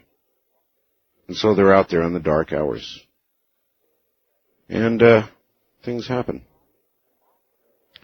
East of the Rockies, you're on the air. Hello. Hi, Art. Hello. This is Bill from Savage, Minnesota. Hi, Bill. KSTP. You bet. I had an experience about 5 years ago. I went to a housewarming party from acquaintance at work, and during the party I went into the restroom, and I was standing there, and just this cold shiver came over me, and then a voice in my head, wasn't my voice, is screaming, "Get out." Really? I would take that at face value myself. I left. There you go. Okay. And also another friend of mine who grew up in the area, and some other kids that I hunt with every year. About 20 years prior to that, one of the guys that I hunted with, his mother committed suicide in that house. With a gun in the bathroom. Yes. Yeah, I don't know what it is about that kind of death, but everybody out there who's ever contemplating such a thing should bear in mind these sorts of stories. These spirits seem to be caught or linger or don't know to go on. I don't know what occurs to them. Yeah, it was the strangest thing because I questioned another friend. I've never told this guy about it, but I questioned another friend who grew up in the area, and he told me all about it. And it's like, I never believed in that kind of stuff either, but I firmly believe these days. Sure. I appreciate the call, sir. I love your show. Thank you. Art, in 1971, I was working for a company that managed apartment units in San Jose, California. My job was to repair and maintain them. There was one apartment building in East San Jose where tenants were constantly complaining about one of the units on the second floor. All the people who lived on that floor said that people were constantly coming and going from the apartment in question at all hours of the night. They also said there were people chanting and screaming came from the unit late at night. The police had responded to the address many times, but no charges were ever proven. At last, my company succeeded in evicting the tenants, and a work order was issued to prepare the apartment for new tenants. So, the next morning, I responded to the unit to inspect, repair, issue cleaning orders, or whatever was needed to rent the unit. As I was trying to open the door, a kind old black lady from down the hall came over and said to me, "Son, don't go into that apartment before you bring a priest to bless it. That place is evil." As I opened the door, I beheld an eerie sight. The walls were painted black, the windows covered with thick, dark cloth. All the light bulbs were replaced with red-tinted bulbs. In the center of the living room, the carpet had been ripped out, and a pentagram painted inside a circle about 8 feet in diameter was in the center of the room. In other rooms, there were altars of some kind, and the remains of small animals that had been tortured and killed recently. After the police had been called, made their reports and left, I rented a dumpster and cleaned the place out. As I was hauling all this carnage out of the building, a man approached me and told me not to defile a sacred place, or I would be in great danger. Not being a believer, I told him unless he disappeared real quick, he'd be the one in great danger. After a long and disgusting day, I went home. Not wanting to upset my wife, told her nothing of the events of that day. The evening, a normal one. Later that night, we went to bed. At about 2 a.m., I was awakened by my dog going crazy and my wife screaming at the top of her lungs. As I sat up in bed, I felt the room was freezing cold. There were 2 pillars of blue light that went from the floor at the foot of our bed to the ceiling. The pillars were pulsating blue light and shimmering in the dark. My wife began to pray. I screamed. Several minutes later, the lights faded away. The next day, I contracted the rest of the job and never responded to that address again. And I'll withhold the name. West of the Rockies, you're on the air. Yeah, what's that, Robert? Hi. Hey, I'm Jose from El Cajon, California. Yes, sir. Yeah, KFMB, right? Yeah, San Diego. Uh-huh. And my story has to do with your radio show. My radio show. Yeah, a couple days ago you had a guest on about poltergeist. Yes, I did, Brad Steiger. Yeah, and I was listening to your show, and all of a sudden my radio turned all the way up. Oh? And I couldn't turn it down at all. I tried everything. I turned it off. It wouldn't. Somebody wanted you to hear something. Nobody. I don't know what happened. It just wouldn't. It wouldn't shut off or anything. Just really weird. I tried to turn it down. It just wouldn't turn down. I turned it off. It finally went off a couple seconds after I turned it off. My radio usually turns off right after I turn it off, though. Well, there's always been something about this program. Yeah, I just thought it was really weird about poltergeist, and all of a sudden my radio just turned all the way up by itself. How's it been behaving since? Perfectly fine. Works normal. I'm using it right now, so. Doesn't surprise me. Yeah. Take it for what it's worth. Thank you very much for the call. First time caller line, you're on the air. Hello. Hello. Hello. Yes, hi. Hi, Art. This is Marcy calling from Juneau, Alaska. Well, Juneau, Alaska. Hi, Marcy. How are you? I'm doing fine. My husband and I have just started watching your show, and we enjoyed a great deal. Do you actually sit there and stare at the radio? Well, actually, it's on TV. We have our scanner channel on. Oh, I see. All right. And I have a story that has a very good moral behind it, not to play with the Ouija board. My very best friend used to babysit in a house, and she babysat for years there. The house was always, a warm, happy home. Mm-hmm. And a new family moved into the home, and she was recommended to the family as a babysitter. And she began babysitting for this new family, and the house began to change. It became a very gloomy house. Very odd things would go on. The dog would go crazy at, any time. You think it was because of her? Well, I'll tell you what I think it was after the beginning portion. There was a 2-year-old little girl, and she would go into these trances. She wouldn't, you could stand in front of her and scream, and she wouldn't come out of it, and it would last for quite a while. Oh, that's weird. And I have a 2-year-old myself, and I know that's like impossible. But she would go through these weird things that were going on. The kids would never wake up at night. A 5-year-old and 2-year-old, which I think is very odd myself because I have children. Yes. And several things would happen, and this, grew more and more, and she grew more and more uneasy about babysitting there. And one night, she decided to give the children a bath because they really needed a bath. The mother had changed, the kids had changed, the house had changed, everything was kind of yuck. And so she gave the kids a bath, and she washed the little boy in the tub, and the little girl, who was 2 years old, was petrified of being washed. And she was washed in the sink because she could sit in there and it was easier for her to handle the little girl. Okay, we've got to hurry. Okay. And eventually, she put them to bed. They never woke up. She was sitting, talking on the phone with her boyfriend, and all of a sudden, the water in the bathroom, in the tub and the sink, just shot on full force. And there was no one in there. And so finally she got the courage to go peek at the bathroom, and the water turned off. You mean right before her eyes? Right. And later on, she found out that the woman had had a priest come in. She never babysat for them again. She told them she's never going to babysit again. A priest had come into the house and blessed the house, tried to rid it of the evil spirit, and there was a Ouija board involved. The woman threw it out the door, but eventually the house became abandoned, and no one had lived in it for, I would say, about 10 years. Story of the babysitter. All right, thank you, dear. From Juneau, Alaska. That's the capital, by the way, of Alaska. You can only get to it by air or water. Did you know that about Juneau and Alaska? I'm Art Bell, and this is CBC. Hey, Art, 2 cousins of mine who are brothers slept in the basement of an old house about 25 years ago.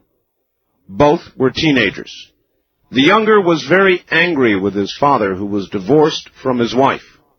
One night, the boys drew a pentagram on the basement floor surrounded by candles and tried to raise a spirit to perform some evil act against their father.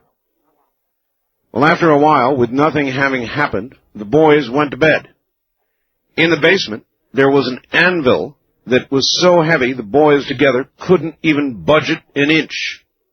Early in the morning, the boys were awakened by the sound of that anvil scraping across the basement floor.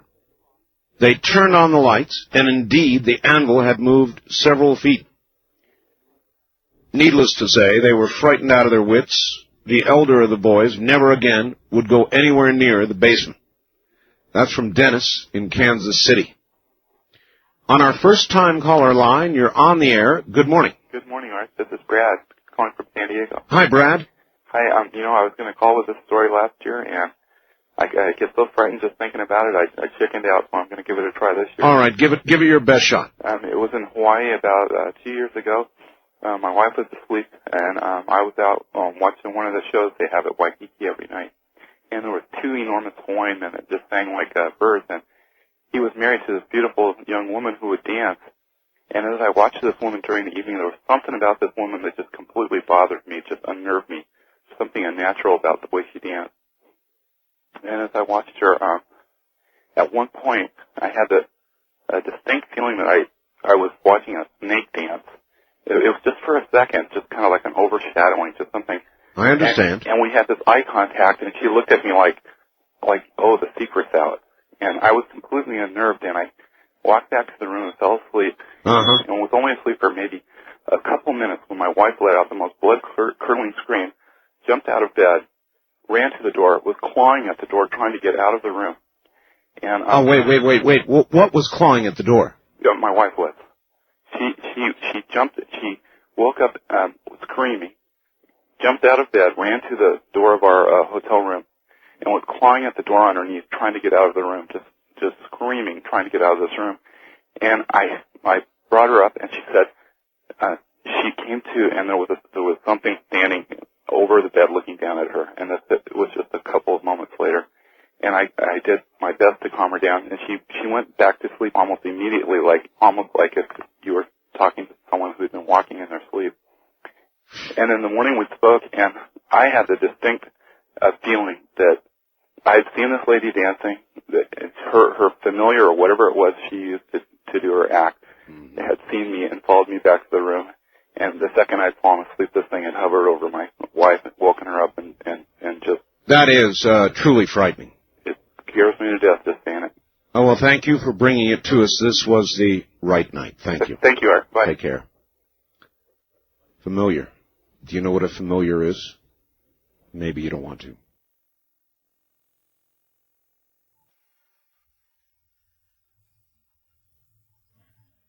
This is CBC. Wildcard Line, you're on the air. Good morning. Hi, Art. This is TJ from Colorado Springs. Yes, sir. It's a long story. I was into all the paranormal stuff.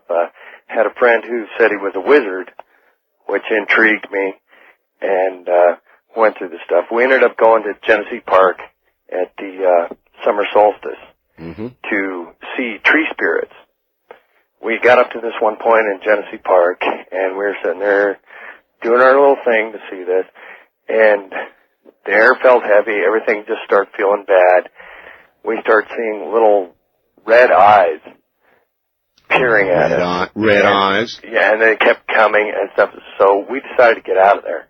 Good move. We started going back to our car, and on the way back to the car, I looked off to my left, and there was, well, no, it was my right. There was a meadow, and something caught my eye, and I was just like fixed on the spot. What I saw was like gray figures out of the corner of my eye making a circle and moving like counterclockwise around a glowing, like a fire or something. And I didn't think anything of it until all of a sudden my friend stopped and turned and looked where I was looking and said, "Look at that, they're dancing." And at this point, everybody in the group freaked. We started running. And as we started to run, there were other gray figures coming from both sides of the road, following us like scouts and stuff, just coming at us. And I was freaking. At this point, I was into a lot of things. I had a dragon necklace on that had been a protection spell put on it by Wiccans, witches and stuff. Yes. And at this point, I grabbed, my necklace, and I was just like, "Dragons, please help us." At this point, a bright light shined in our face, and we all of a sudden, all the heaviness and everything dropped. We all stopped. It turned out to be a golden police officer who detained us. Some of us had warrants out for parking tickets and whatnot. We all gave the IDs.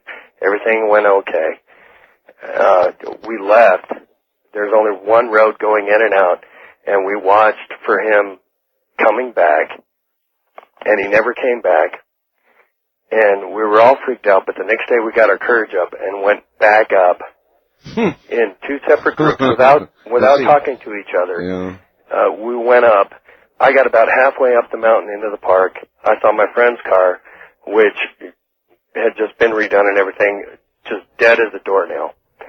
We finally got that started up and got to the top of the mountain where all this had started. We went up to the spot where we had been sitting at that point, and there were thousands of ladybugs crawling all over the spot where we had all been sitting. You guys are out of your minds. And well, we were at that, at least I was at that point. I was into, everything, the Ouija, everything. And come to find out, talking to other people and everything, that that's a common occurrence when something paranormal or spiritual happens, that especially ladybugs, which are the symbol of, like, good luck, tend to, congregate at a spot where something bad might have happened. Yes. But come to find out, not only is Genesee Park built over an Indian burial ground, but that's Jefferson County Police Patrol.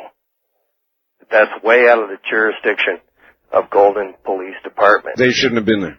They shouldn't have been there, and the people that were with us that had warrants out for their arrest for not appearing in court, nothing major, but they skipped court.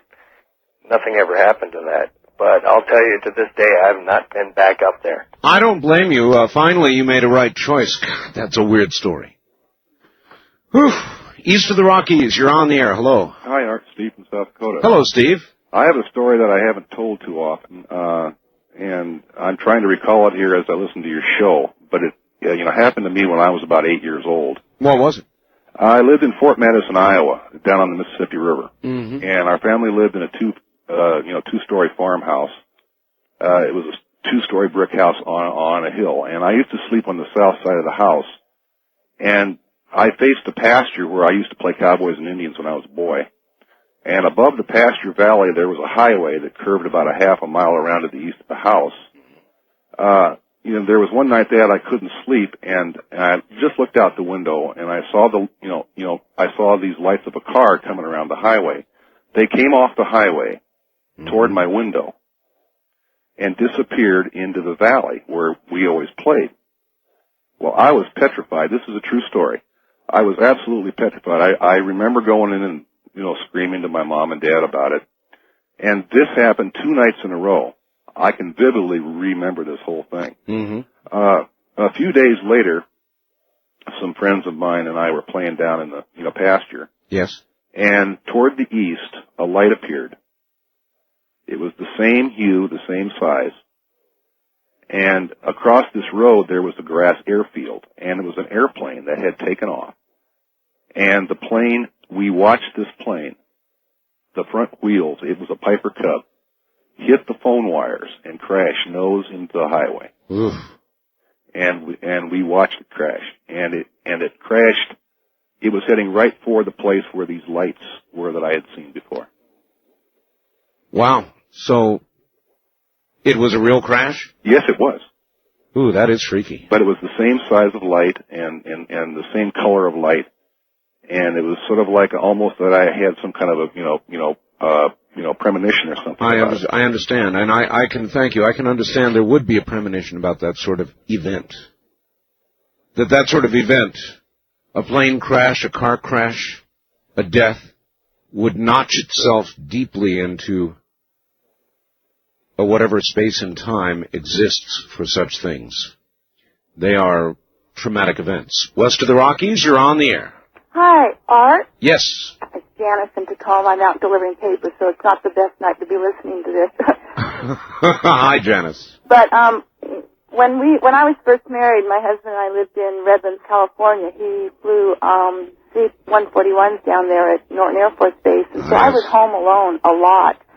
And we had purchased a brand new home, and it was a real peaceful home, but I went through a period of time where things were going on that just I kind of ignored, but there were kind of sounds at night and things. And one night I remember the garage door, there was the doorknob was moving, and my dog started barking absolutely crazy. So I called the police, and they came out and looked around, nothing. And then slowly there's just an ominous kind of feeling began to come through the home when I would be alone at night. And I was always glad when my husband would come home from his trips because I would feel a little bit more secure. But this one night, this coldness that would come into the house became more and more obvious. And I really, as I look back on it, become more aware of it than I was at that point. But I felt an uneasiness in the home. One night I was laying in bed and we had a full-length mirror on a dresser at the foot of the bed. And I was sound asleep. And all of a sudden I was just like a shock. I was woken. I don't know if you've ever experienced that. Some people, it's just like brought out of sleep, like in a cold sweat. I know exactly what you're talking about. And I looked at the foot of my bed, and there was a black figure standing there. In front of the mirror, there was no reflection in the mirror. And, I mean, I laid there paralyzed. Of course. And I just began to pray the Lord's Prayer. I couldn't, nothing else. And I had known, as a Christian, I had known that we had authority over anything, but that thing was gone, and after that, the whole house warmed up again. But it was the bizarrest experience that I have no idea why, what triggered it, but it was so real, and for a while I thought I had imagined it, and I didn't share it with anybody, but, as I've, over the years, heard more people account of the same type of experiences, that something had manifested itself at the foot of my bed that had been there. Yep, it's easy to laugh at unless it's happened to you. Yeah, and it's just, and my husband, I was laying there, my husband was sleeping through this whole thing. And so I just wanted to relate that to you for my ghost story. Well, there you are. Thank you, and have a good time delivering papers. Keep your head down. First-time caller line, you're on the air. Hi, Art. Hello. Funnest night of the year on your show. I love it. Well, it depends on your definition of fun. I mean... Well... Anyway, go ahead, sir. Real interesting. This is Jeff calling, listening on Como. Right. Seattle area. I had an experience at the Custer battlefield about 5 years ago. Went out there with my family, and I'd gone ahead to the battle site by myself, and I was up there in the afternoon, and turned out I was the last person in the park. And the ranger came up and said he'd go ahead and leave the gate unlocked, and I could let myself out. Right. I couldn't believe it. So I'm up there right by the mass grave site, and decided to take a walk along this path they have over to where some other guys were slaughtered. I was walking along there, and it's real quiet. The only thing you could hear was the wind in your ears. And I'm walking along, and I heard a very definite, it was a gravel path. I heard a footstep right behind me, and I turned around, and I thought the ranger was back. Right. To tell me I had to leave now. Sure. It was almost dark. I turned around, and there was someone there, and my heart just leaped into my throat. I thought, what the heck? Mm-hmm. I must have been imagining things. So I turned around and started to walk again, and very definitely, I was listening this time. I heard it again, right behind me. Crunching. Walking. Right, like a footstep on the gravel. Yeah. And I stopped, and it took one more step and stopped. And I thought, my God, I turned around, and I said, you know what? So I decided, said out loud, hey, if you're there, what is it? What do you want? And I never got any kind of an answer, but just could feel a very definite presence. Presence, yeah. There was something with you. There must be something about sites of real tragedy, violent deaths. There's no question about it. Yeah. Battlefields. Earlier we talked about the island of Okinawa. Right. It's a haunted island, sir. I can tell you, places where many, many people have died violently, unexpectedly. They're haunted. That's all there is to it. It was astounding. Thank you. Take care. Wildcard line, you're on the air. Good morning. Hi, Art. This is Mike in KEX. Hi, Mike. This is a story about demons. Demons. Lucifer. Yes. And angels. All right. And it's a true story. Well, we don't have a lot of time, so lay it out. About a year prior to my sister's death in 1980, my younger sister, she had a couple of strokes at my parents' house, and she was incoherent for about a month. She would just babble, and she would just stare straight forward. Mm-hmm. And after she came out of that, we asked her, do you remember anything about the time that you were in that state?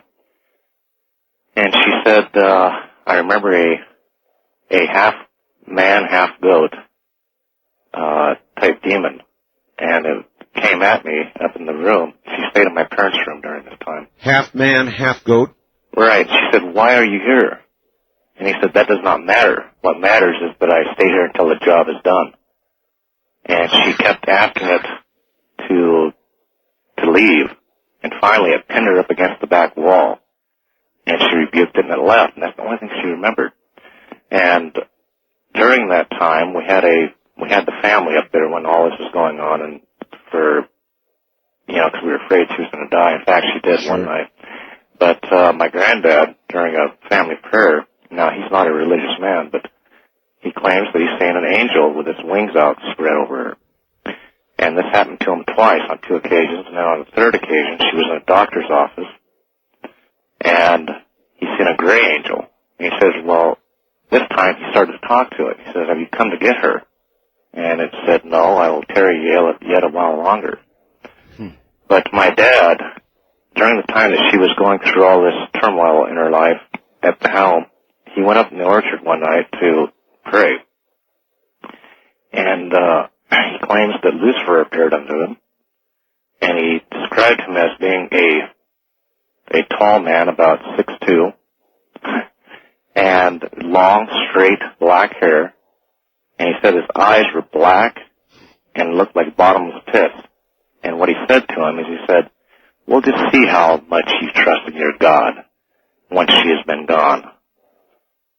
And then at the family burial, when she finally died, my granddad fell to his knees, and we thought he just passed out or something. I called him about 3 days later, and he says, I can't even get out of bed. He says, something happened up there, and he says, I was taken to another place. He says, I was in the midst of the most beautiful garden I've ever seen. And Marcy was standing on the side of a hill in a vineyard, and she turned and looked at me and said, Grandpa, everything is so perfect. And this was also seen at the identical time by a man in California who told me the exact same vision on that same time. Well, I'm not sure how many people could look the devil, Lucifer, in the eye and live through it. Well, he said it chilled him to the bone when he talked to him like that, but I'm sure it would. Look, the program is over, and you get the Halloween honors. Good night, cruel world. Good night, cruel world. I think there was a song by that title, wasn't there? Well, that's a wrap on Ghost to Ghost for this year. I'm going to take a couple of days off, and you're going to get to hear a couple of great repeats. Good night, America. Good night, Canada. Good night, all.